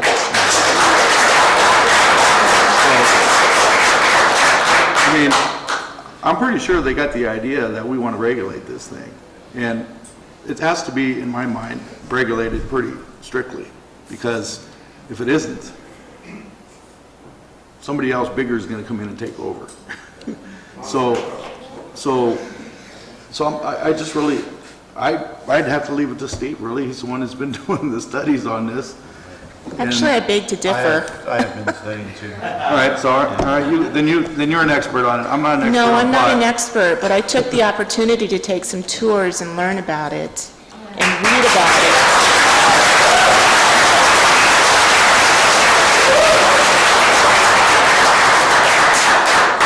thank to you. other I've been pretty busy counties doing about with the it. fire stuff, so. So have that's all I, right. so have I, Cliff. All right, well, it's all right, it's okay. But as I understand it, it used to be, and still is in some ways, that you counted plants, whether it's 6, 12, 24, 99, whatever it is. As it's moving forward, and like most farming operation, you're not counting the number of grapes plants you have or the number of almond trees you have. You're looking at a square footage of what you're growing. And so as I understand it, the state law is moving in that direction. So we don't have somebody out there counting plants. It's more of looking at an area of grow. And this is what this is addressing, and this is what the state is looking at, and this is what a lot of counties are moving to as they develop their ordinances. Yes, exactly. And because the state has this set up as far as the size and the square footage based on the canopy size, because it's already set up, it would be wise, and we would recommend that you follow the definitions or the permitting scheme of that if that is the direction of the board. The board can limit it if you would like, but these are parameters that have already been established at the state level, which will affect the permit that they would have to get at the state level. Right. Yeah. I do have a question, and you probably don't know the answer to this, but what I'm looking at is, when I think of marijuana in the future, it's going to be a completely different crop than it is today, and it has been, once it moves into the legal status on a state level, and then eventually on a federal level. So, I think of it as like wine, and I think of it as grape or walnuts or, any other crop. And so, I think that why are we limiting it to this size in some of the ag zones? You have, thousands and thousands of acres of empty open space that could be used for marijuana. Are we stuck on this as the upper limit? That would be the upper limit. We can be stricter than the state law, but we cannot relax the state law standards. The state has decided that the maximum area that we want a license per licensee is up to 1 acre total county size. So that's it, just 1 acre? Even though you have 1,000 acres of property? We would be preempted if we tried to relax the standards. If the state won't license it above 1 acre and we try to, we would be preempted. There has been some potential discussion about, these are requirements for a permit. So there have been discussions on if a permittee would be allowed to have multiple permits on any given parcel, or alternatively, if it's just one state permit per legal parcel. Okay. It's So not. that's still just being worked out? Okay. Right. All right. And I understand. We're in an in-between zone so we have to deal with what we have to deal with, so. I suspect no matter what direction the board gives today and what the board ultimately adopts, as the state program rolls out and all of the bugs get worked out, that our ordinance will also have to be updated and worked on continuously, quite frankly, over the next few years. Okay, so if I go back to that, How many meetings do you think we'll have between now and the end of February? How many would you like to have?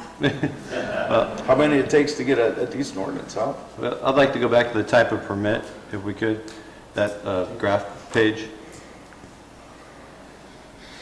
So I'm wondering why we need a CUP for this stuff. I think that, like I said, once again, I think an administrative permit is really, in most cases, overkill. So I would definitely want to reduce that down to an administrative permit level, except for the manufacturing. But definitely the growing part of it, I think should be just done in-house and just an administrative permit. And that way, if people are really, because most of the time people don't really mind, but there are a few people out there that do. You go through the administrative permit process, then you can appeal that, correct? So that way, you could have the appeal process. It would eliminate at least one hurdle in the bureaucracy and kind of streamline things, and you'd still have the public input part to protect against citizens. So maybe the best way to break this down is to look at that, and start with that aspect, whether or not you as a board feel that a conditional use permit or administrative use permit or just simply an over-the-counter type of license permit is the appropriate tool that we should use to track it. We need to issue some type of document to the state that says they're an authorization, maybe that's the best word. So some form, some authorization that we would have to give to the state so they can then take that to be permitted. So whether it's conditional, administrative, or just an over-the-counter type permit. I guess that's the first question for you, for cultivation. For indoor. Well, I was talking about outdoor. You're talking about outdoor? Indoor as well. I mean, for both of them, that's my position. I think we should move to, and for all the cultivation, move just to administrative permit, except for the ones that are already listed as just a permit, over-the-counter permit. So the other question, then, where there's a little dash line, means it's not permitted in those zones. And that's another question that we're asking some clarification on, is do you think that's appropriate? Are there some zones that you should allow cultivation in? It's not permitted in the AP So zone? So in the ag we zone, are not proposing that indoor cultivation, other this than is for personal use, be permitted on residential zones.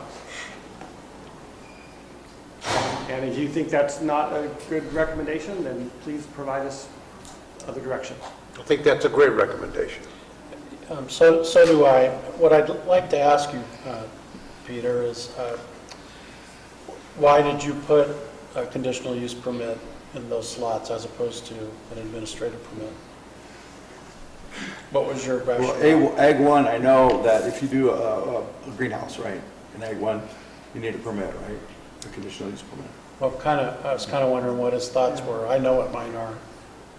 I think that there is enough controversy that we have heard that, and it's, the letter that you've written and the complaints that we received from the public, that some people are very offended by the odor and other aspects of the operation, and that there may be a way that the cultivation assets can be mitigated to not affect. And the whole point of a conditional use permit is that it may be appropriate on that specific site based on the size, the location of it, how it's managed, or it may not be. But it gives the opportunity for the Planning Commission to look at the very specific nature of that proposal rather than sort of general blanket say, a house is always going to be okay on a residentially zoned property. Some other uses may be, but they may not, and it gives the county the opportunity to look at that and make that decision. That's the basic rationale for why you have a CUP for any type of use. Well, I'm sorry. I think that the conditional use permit, though, is a step up from the administrative permit, correct? The difference between an administrative use permit and a conditional use permit is that one goes to the Planning Commission, the other one is approved by the Planning Director. So if we go and we look at this here, you have the first category of one as just a permit over the counter. And then when we go to 2, then it's a conditional use permit. Yes. So you're saying that the threshold, you feel the controversy or the environmental impact or the social impact or whatever it is so great between the two that you would jump from the permitted to the conditional use permit. What I would suggest is that maybe there's a transition there, so at least you have some as the administrative permit. Because we've had some projects in the county that have gone forward without a conditional use permit that have been much bigger than growing that amount of marijuana in your backyard. I can't argue with you on that. Yeah. But We're talking 5,000 square Anytime feet. you draw a line somewhere, and these, the reason that we use these criteria, because they were the ones established by the state, rather than create our own. Yeah, I think that's the key. That's why you use that, is because that's what the state. Right. Whether we draw that line at, between 1 and 2, or between 2 and 3, or we don't draw a line at all, the more intense the use, typically the more controversy there is over. I suppose we could, it's really up to you. What do you think is most appropriate? There is a concern, someone that raised to me at the, I had thought about earlier, but was also brought up to me during the break, was that if we have in the range of 1,000 growers, how many of them fall under these 2 or 3, level 2 or 3 categories? How many permits can we realistically process during that time? It'll be a significant additional workload for us. At this time, I would not change that. We can change it when you come back again if we really have convinced ourselves otherwise, but you're talking on those M1, M2, M4, you're talking about erecting a structure. In the indoor, you'd have to run electricity through it, all sorts of things in places where that may not have been the practice ever before. You're not prohibiting it, you're just asking to bring it forward in a certain light. If we can convince ourselves in between now and then, different, so be it. But I would not change your graph at this moment. I would agree with Supervisor Kearney. If we're looking at 5,000 plus, what the parameters are, a conditional use permit is going to, if we go that direction, a conditional use permit is going to be a way to control that and assure that that's going to be done in accordance. So I would agree with Supervisor Kearney. Well, I would do on the 1B, the permit, I guess you consider that over the counter. I would do the 2B AUPs and the 3Bs, the CUPs, because I think that's going to generate the neighbors' concerns as you have a larger grow, if you're looking at that acreage, or acre, I should say, up to an acre. But I think for item number 2, an administrative use permit, kind of over-the-counter kind of process. The process for an AUP is identical to the CUP. It's discretionary, it's subject to California Environmental Quality Act. The only difference is that rather than schedule a public hearing, I act on it at my level, but we do provide public notice to it. So it eliminates the hearing process. The public can still comment, and you take that into consideration. And they have appeal rights. For your... And it's less costly, I would assume. Yes. I would agree with Steve and Mike, just like it is. And I think Mr. Mauer put some, if we're using his staff recommendations at least for now, he had a couple of options listed at the bottom. One is whether, in light of these uses, the board wanted to have a minimum parcel size for any cultivation, I guess for the purpose of having adequate distance between one parcel and the next. I do have can I go back real quick? Why is AP, isn't that, why? Ag preserve? Yeah, why not ag preserve? Since it is ag preserve, I don't understand. Is there a state reason for that? The thought process on that was that, these are folks that are getting a tax break for farming. And I realize that under state law, cultivation of cannabis is considered agricultural. But it just seemed that, I don't know, just struggled with that. We debated that quite a bit in the staff meeting about when we came up with these recommendations. It's actually a good question though. So as we move forward, we could probably look into that further. Yeah.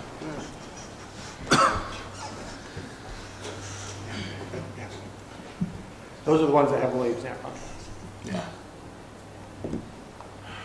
And so no indoor for A1. A1 is, A1 is our general ag, and that would permit it, same as other residential and agricultural uses.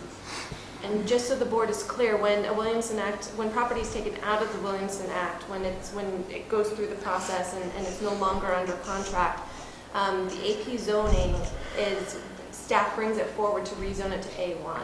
The AP zoning is really intended for Williamson Act contract properties. So. Right, but it just seems like it's intended for ag production, and this is an ag crop, so why wouldn't it be in there?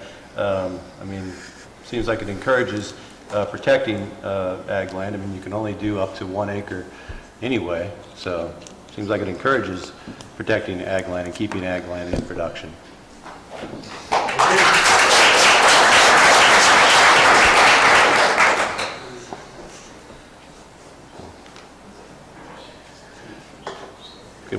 Can we change that, guys? Move on. Up to you, what you think is appropriate. You don't want to change it now? No, we can change We'll it if we have to. I'll address that later, too. Okay. Get more specific. you know, I would, Request that you guys are coming up with questions about the industry, and the industry is sitting right here. We can answer these questions for you. Let one or two people just answer the question, just to inform you about the industry, like the oil making process, the solvents, and how much we grow, and what property we use. We're here.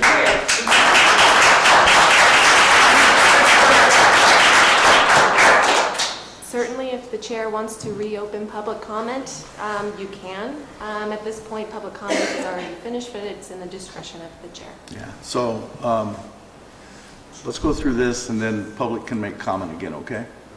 All right? Would that be fair? See, I'm a fair guy. so as we look at APA, that is something I would be interested in having our Ag Commission take a look at as we deal with the Williamson Act. They might be able to comment on that in regards to the pros and cons. So did the board want to impose any minimum parcel size at this point for cultivation?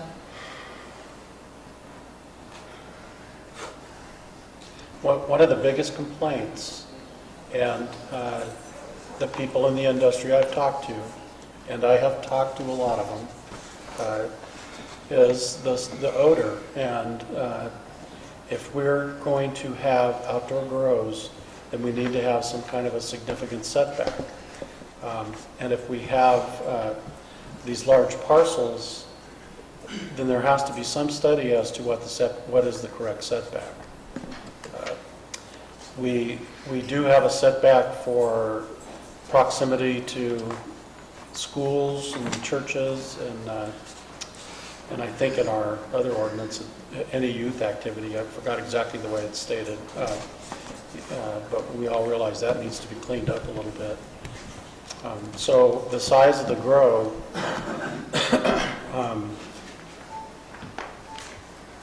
depends on the size of the parcel. If they're trying to be, if their instruction or their feedback to me is they want to be good neighbors, if they want to do the best they can to keep the odor, then they should want to have some recognition of that also. So there are a couple of different options if you want to consider that. One would be percent size of the lot. So if you have say not more than 20% of the lot or 10% of the lot or whatever number we come up with. Or just draw a cap at a minimum parcel size. Right now we have the zoning that's pretty much capped at anything that's zoned RR, which is 1 acre minimum parcel size. But we do have a lot of substandard parcels, smaller parcels than the zoning. And so it could be conceivable that you could have a half-acre parcel cultivating marijuana. So one option would be to say nothing under a certain size, 2 acres, 5 acres, 1 acre, whatever number we come up with. Another way would be to say not more than a certain percentage of the overall parcel.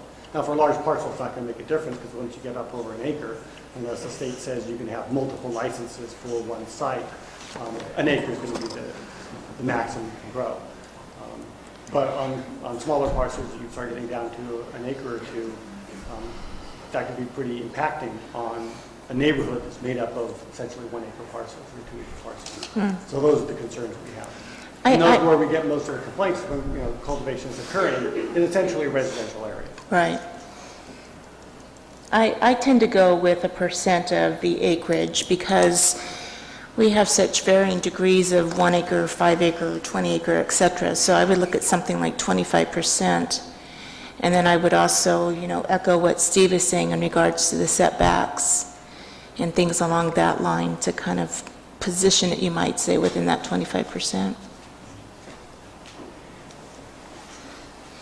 I'm not in favor of outdoor grows, so how about 0? Would that work? You want a more direct comment from me? There needs to be a study of significant setbacks, and I would agree to 25% of a parcel. The exact setback amount doesn't have to be determined today. That's something that we can certainly continue to evaluate, but we're just really wanting to know if how to further restrict it if that's what you want. So I'm hearing 25% of a parcel, nothing more than 25% of a parcel, and then setbacks, we can bring back options as far as distance setbacks. So I think the setbacks are the key. So I'm hearing that you want setbacks, just the exact amount is, we don't have to get that nailed down today. We just need to know that we want setbacks and 25% of the parcel. Okay. So as far as the percentage goes, I don't know what it is. The setback, yeah. Got to be cognizant of what our neighbors want. Neighbors next to us are doing and how they're living. But again, during public comments, could you guys please comment on this one? Okay. All right, thank you. And then I'll know better. But I'm looking all your neighbors are growing. Oh. Please, folks, save that for public comments.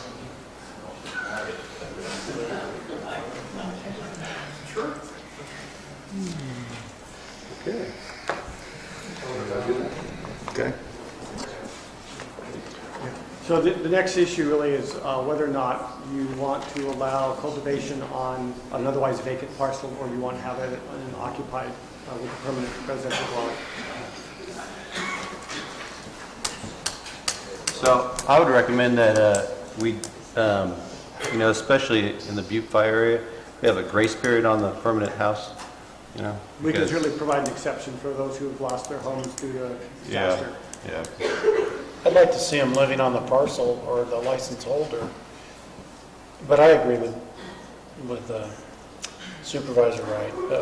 There needs to be an allowance for the people who just lost everything they own.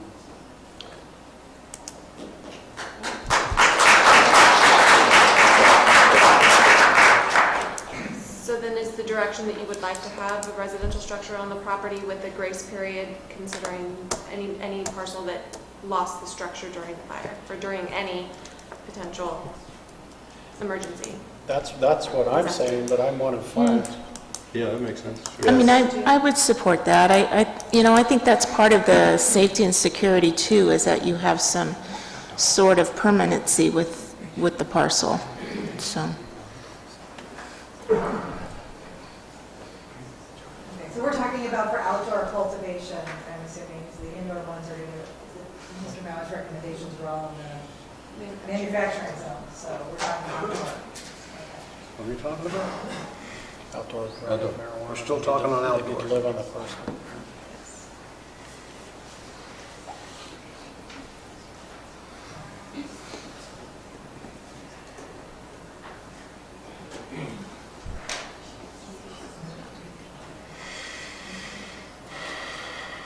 I think we can move on. I don't know if we need to get more specific at this point on the residential aspect of it.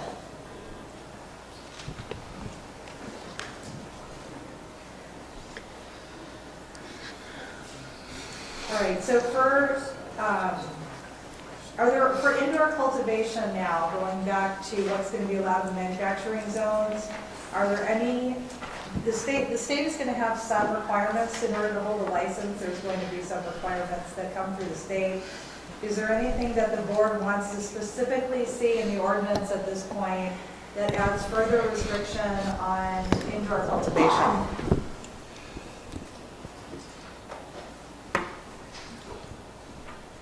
Further restriction or requirement? Well, further requirements that may not be captured by the state.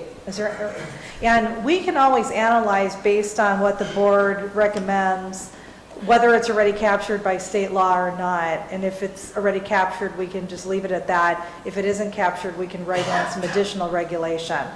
So I just wanted to go back to where indoor cultivation is allowed. In manufacturing zones. So that's it, right? But you can also further restrict as far as whether one structure is allowed or multiple structures are allowed on a parcel, screening requirements, electricity, water. Yeah, but I mean, it seems like if it's only in a manufacturing zone anyway, and you're required to have a CUP, I think you could just deal with that on a case-by-case basis rather than trying to, I mean, it's already pretty darn restrictive there, so that would be my thought is. I don't have a problem with that. Okay. I would agree. Basically, you would be going down that entire list anyway. Yeah, that's what I was thinking. Doing your CUP. So we've covered what type of permit. I know we've kind of merged the cultivation topics.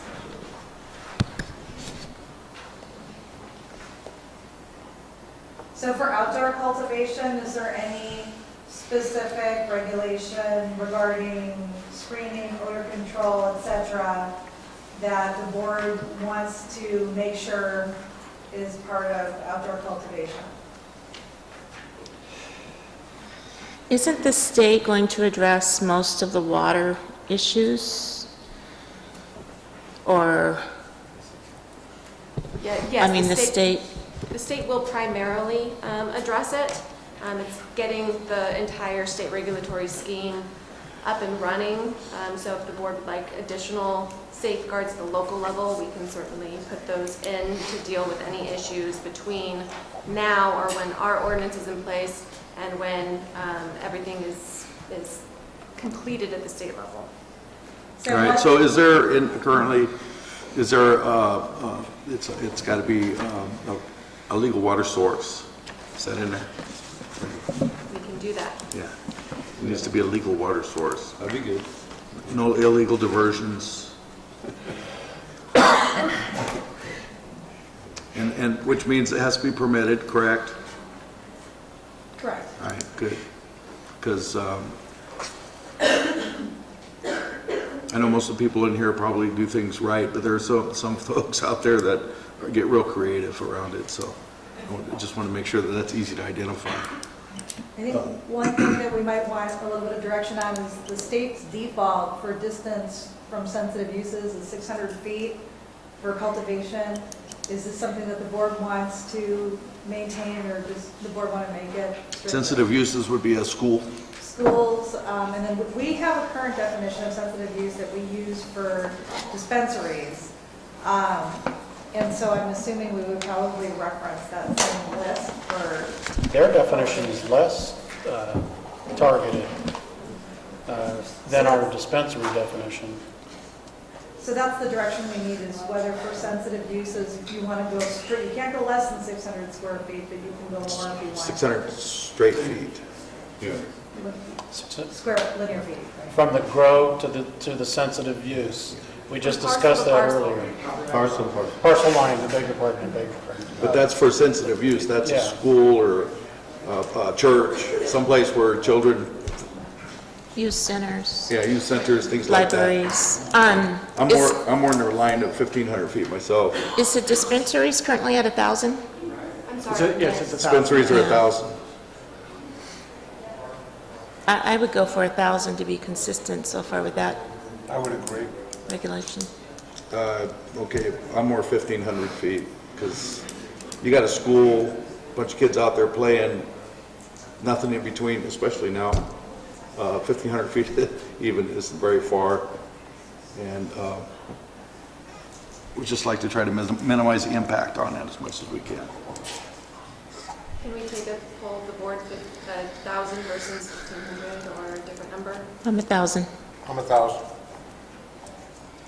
I'll go 1,000. Okay, thank you. Well, you can see how much weight the chair of the board carries, huh? So can we go, Speak up. so when we go back to, on the water requirements, is there something in there in regards to water storage? You mean at the state level? Yeah, I don't recall. I'm sure there will be. Okay. I haven't, a lot of the regulations are going to be crafted. They are not in place yet. All of the requirements are not in place yet. Okay, and then looking at outdoor cultivation plant limits, that's really a moot point if we're going by a square footage. I think the fencing is important. I know most farming operations anyway want a very tall fence because if it's not people, it's deer and so on and so forth, so I think that's important. I think some form of identification on the entrance to the property that this is a permitted whatever operation. You know, and I don't know what to do about odor control. I just hope that as things progress and everybody develops something that we find a very sweet-smelling, lavender-type marijuana.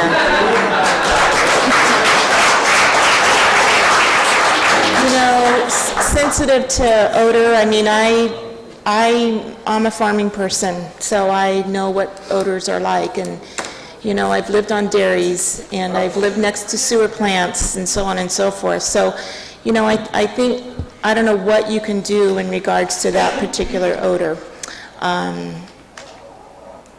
think recognizing, again, the right to farm. I mean, I don't think you control...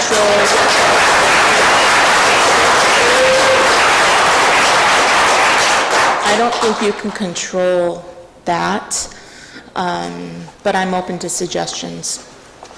I suppose there are ways to semi-limit odor in the sense of if you have sufficient setbacks, you have sufficient parcel size, you have sufficient fencing. I mean, you can't completely contain it. And it is an you ag consider that. county, I mean, bottom line. So, you know, I can appreciate someone who comes here to live and all of a sudden it's, you know, odors and so on and so forth, but it is an ag community.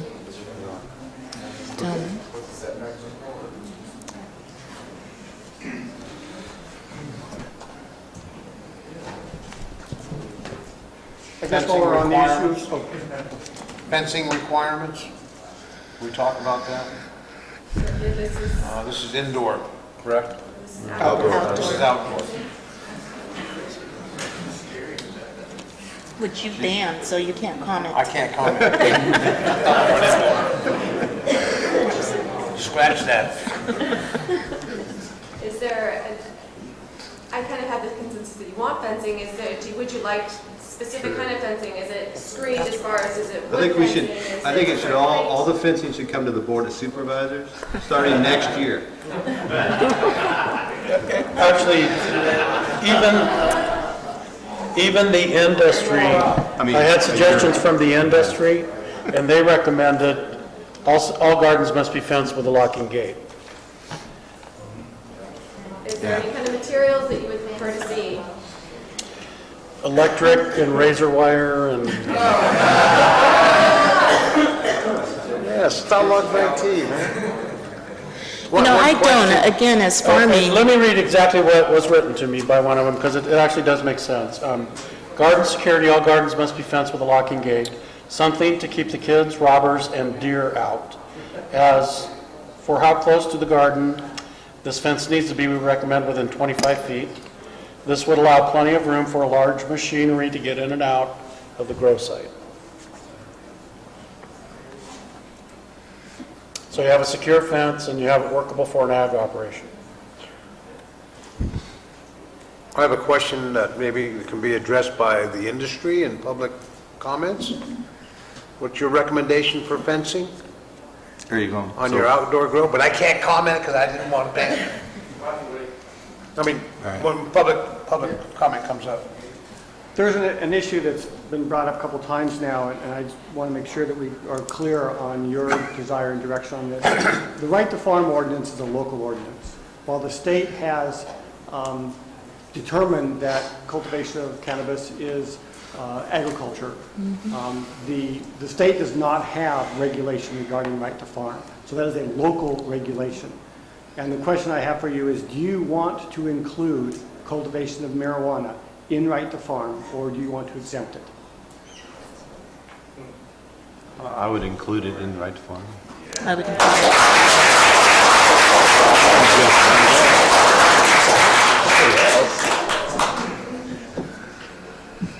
I would include it. I mean, what I saw on the tours was amazing, and you know, I'm hopeful that one day that all of these guys will be members of the Farm Bureau.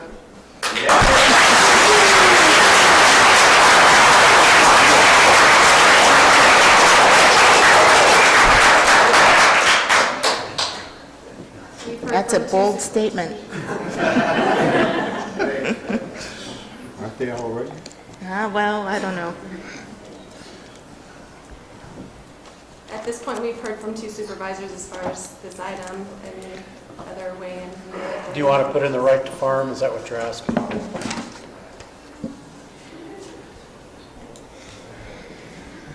Before, you know what, I'd like to put an asterisk by that and have our ag commissioner come back and give us guidance on that. Sure.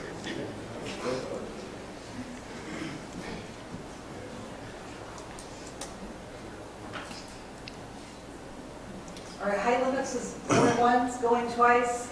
I would say, I'm not going to say yes or no. I would say bring it back when we can find out more about it. Well, most it's 8 feet. I mean, some go 10. Keep the deer out. I'd like to have it come back. We're asking for the height, Right to farm? I'm getting confused here. Right to farm. Yeah, We're still on the right to farm? Right to farm has already been. Right now, the direction that my understanding is on the right to farm, the direction, we had direction from 2 supervisors, and then the third was that they would like additional information, so we will write into it to include it and provide additional information to the board, and we can remove it at a later date if that's what the rest of the board would like to do, with additional information at your disposal. From the ag commissioner. Correct. That's what I heard. Sounds good. And then the next, Agree to that. Height of the fencing. Bring it back. Bring it back. on the fencing? Well, what Yeah, fencing is a, are we talking about here? Easy. Like 10 feet, 10 20 feet. feet, 30 feet, no limitation? I mean, we could adopt the regular, I mean, isn't there a standard Isn't our size? code now Do we really 8 need to feet, bring this Peter? back? Code now is 6 feet. Or 6, that's what I meant. And if you go beyond that, you actually How have about to we get put a 8 permit. in at this point, you can change it at a later date, and we'll put an asterisk by the 8 and. Roger that. and we 8 can is change pretty it later. standard. Yeah, 8's good. Yeah, I thought it was 6. I mean, it's a good place to start. And, you know, there was some discussion, and I don't know, maybe this might be coming, I might be getting confused with the general plan in the Ag Coalition, but there was something about if your property was adjoining a county road or public road, that side of the fence needed to be kind of a no peeky kind of fence. I don't know, that was something, maybe is that part of the general plan in regards to? I don't recall that being in the general plan, and we just Okay. used the resource production element. So I know that there are different standards, whether it's a solid fence or like a wire fence, you know, that's, you can see chain link or something like that. A solid fence requires a building permit if it goes over 6 feet because of the wind shear potential and hazard. There's also concerns about if you have it right up to the property line on the road frontage, the visibility and the blocking of sight distance of driveways and those kind of things. So there's different issues to look at with fencing. Okay. So it must have been another topic somewhere in my travels, but I think a minimum of 8 is a good start. All right. We'll come up with the recommended standard and we can debate it. Yeah, well, and it may be different for one property to the next as well. So.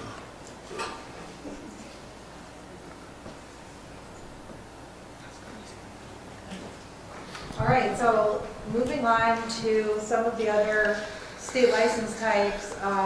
The last type of cultivation is the nurseries. These are going to require a state license, and we have recommendations included on that cultivation part for where the nurseries can go.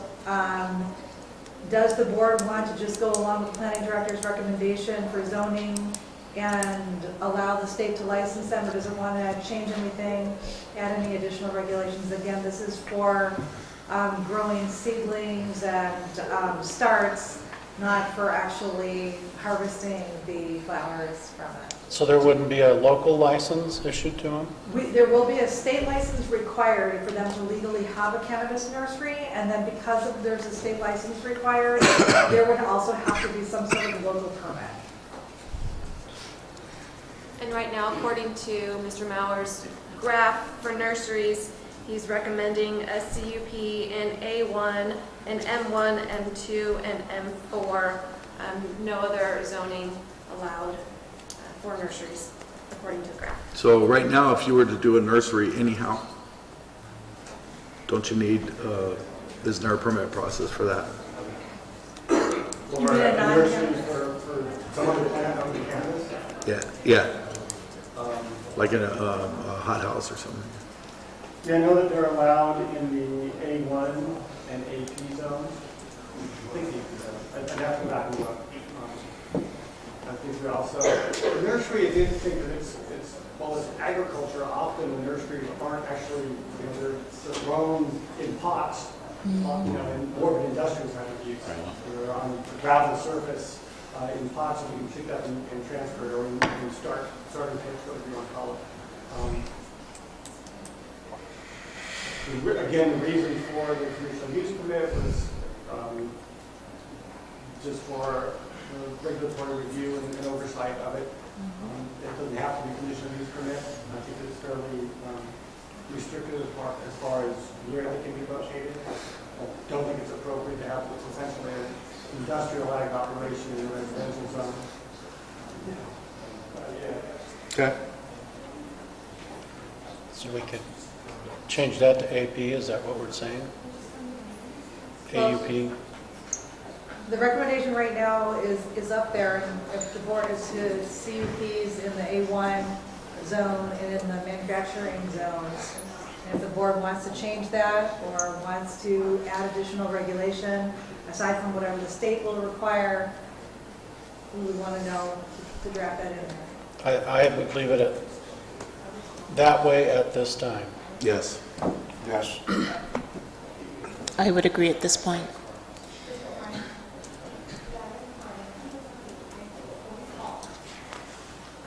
Okay. And I think we've already, board's already decided not to ban mobile deliveries at this point. Is there any additional restriction or regulation that the county wants to add to mobile deliveries? And just understand that this is an area where the state will not be regulating the delivery from the dispensary to the end user. So if the county wants to add any restrictions or regulations, we would need to do that solely through the local ordinance. Okay. I personally think that whatever they're hauling should be identified. I'm sorry. It needs to be identified. So from where it came, what it is. The records need to be clearly kept. Yeah. I mean, in any time you are hauling anything nowadays, even beer, right? You have a manifest. So you bring it in from where it comes from to where it's on the way and where it's going, and it's clearly identified. That actually is the one area, that is, I should have said it up front, that is actually regulated by state law, that the delivery license, the government issued license of the driver, the order or manifest from the patient has to all be kept with the driver in case they're pulled over by law enforcement. to show that they are licensed appropriately. So it only can be a licensed dispensary doing the deliveries under state law. So I didn't know if there's any additional regulation that the board wants to add beyond what's. Well, it should be required to have some kind of a manifest with them. If you deliver prescription medications, you have to have something similar, a sign-off sheet, and there's got to be a prescription label with each thing, and that's not, we didn't invent that wheel. We're just applying it, something similar to medical marijuana. Right, so we can require that they include records, manifest, identification, copy of their permit, all of those different things when they're transporting any kind of. Correct. And the vehicle is identified as well? That was my question, yeah. That'd be a little bit scary, actually. Yeah, I mean, you know, they don't, The outside of the vehicle? yeah. No, I wouldn't, I'm not. They have to carry manifest. Yeah, yeah. Yeah, Okay, I wouldn't want, I mean, when they deliver pharmacies, to pharmacies, are those vehicles identified?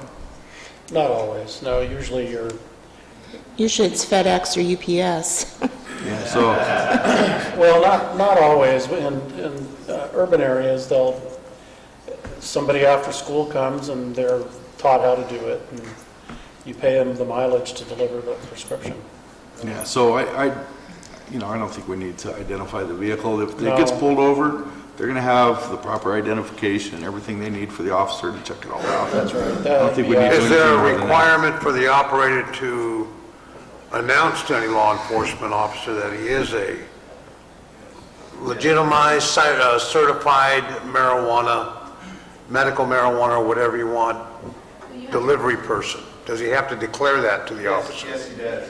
They would have to provide any identification to the law enforcement officer. Okay, so reality check would be, hi, how are you? May I see your driver's license registration? Oh, officer, I am a certified marijuana delivery person. Is that how that works? I think that's, I know there's a requirement to show the paperwork on demand. Okay, On demand? Right. all right. I don't think they have Let's work this one out. an affirmative All right, you gotta ask everybody if you're a marijuana delivery person then, if you're a law enforcement officer. So is that a topic of discussion that we can have in our public comment? Thank you. Yeah. All right. Again, I don't believe they don't have an affirmative duty to say this is what I'm doing, but if law enforcement asks, then certainly they have to provide all of their permit, the manifest, the identification, all of it. Okay. All right, we can, Which I would imagine they would. I'd like to discuss that one further. yeah, so we can move on to the next one. Okay, so I'm going to flip back and forth now for the other commercial cannabis uses that are licensed. Mr. Maurer has provided a chart that's separate for these, and I'm going to switch back and forth between the individual topics on this chart so the board can see what the recommendations are. This is the cannabis manufacturing. And as I said before, the state's developing a very comprehensive regulatory scheme for licensing, packaging, quality control, etc. There are 2 levels of manufacturing license that the state's going to issue. One for those who are going to manufacture using volatile solvents, and one for those who don't. I don't know the science of that enough to speak to what would be more dangerous or not. But either way, a local permit would be required. And so I'm going to shift to the chart that talks about where Mr. Maurer is recommending that these manufacturing be allowed. He's recommending the industrial zones with a CUP.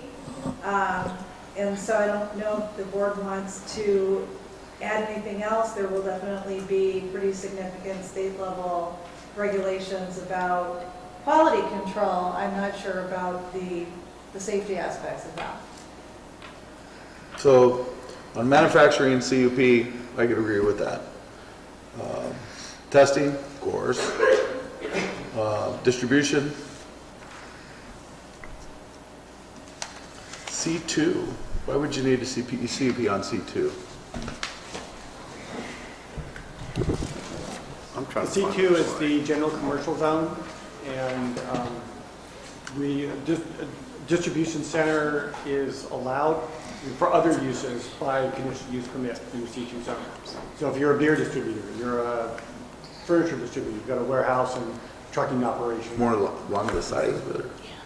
Pardon? Is it because of the size of it, or what? I think it's just the type of operation. It's really more of an industrial operation, although it's light industrial, and our CP general commercial does allow some light industrial uses by conditional use permit. Okay. So it would fit in the right spot again. Okay. And then the AUP's great, M2 and M3, transportation centers, yeah, that's fine. And dispensaries. M4, So we were going to try to take these one at a time just because they might all bring up different issues. Or we could just go through this chart real quick. I have kind of an issue with the dispensaries. Sorry, 5. Well, so do we all have agreement on the other 4? Or a majority on the other 4 there? Does that chart look okay to you? I agree with those. No, I'm still trying to find the chart. Okay. I'm fine. I do have a question on transportation center. That's just the storage of the vehicle, right? There's no... It could also be, I think, the storage of marijuana itself. So if they're, okay. And this is where it gets a little bit gray, in my mind at least, from the state definitions of distribution versus transportation. Mm-hmm. And while county council, described how transportation through the county is permitted, if it's based here in the county, then we are required to issue a permit of some sort, so the state then can license the transportation company. Okay. And if they were to, say, haul something through to somewhere else and they stayed overnight there and moved on with a full load, right? Well, that would not be something we regulate. That would just be through passing through traffic. Okay. As long as you stay on public roads. All distributors are going to have a transporter license, but not all transporters will need to have a distributor license. That's how the state law is set up. And because of that, there's the potential to have a commercial transporting operation, which could involve warehousing and vehicle storage that is separate from the distributor. And that's why we have 2 separate categories. There's no, I was trying to find it, there's no limit on a distributor on how many cultivators can deal with them, correct? So they could, cultivators could create a co-op distributorship. No. There's limits on having a cultivation license and also having other types of license. In general, and it's, again, there are a couple of exceptions, but I think that a small cultivator in general can also be a small distributor, but not necessarily a dispensary. Usually, the state has wanted to keep separation between different types of license holders, but there are some licenses that can be compatibly held by the same corporation or the same individual. The intention is that there's not a monopoly, so they hold permits of all the whole scale. Someone can't do it all. Certain permits, you can have other permits. For instance, like Ms. Masu has said, a distributor has to have a transporter license also. So there are certain state permits, state licenses that you will have to have multiple in, but then others where they're prohibited from holding other licenses. So to prevent somebody from having a permit in cultivation and manufacturing and testing and then distributing and then dispensing, you can't have all of them. And there is going to be a significant amount of time that the cannabis product is not at the dispensary and not with the cultivator or the manufacturer, because it is the distributor, who might also be a transporter, that is responsible for getting it tested, making sure the packaging is up to state code and what have you. So there is a delay in there. There's a period of time where marijuana is going to be in between 2 commercial licensings. And it would be with the distributor during that quality control process. and potentially transported by a separate company that has its own trucks, and potentially stored by that separate company that has its own trucks. So what are you asking us to make a decision on right now? There's so many things have been tossed out, I'm getting lost. So should we, what my suggestion is we keep Yeah. that as it is now? Yeah. And then we Yes. are done, and we go to public comment, and then we can come back if there's something that we've done that's outrageously wrong, we can talk about that. Good enough. Yes. Okay, so we have to go back to So I think that leaves us to the last question, which is about the dispensaries? No, they said to keep the chart and go to public comment. Oh, okay. Yeah. Can we have a 10-minute recess before public comment? Yeah, that sounds Please. good. Yeah, 10 minutes, okay?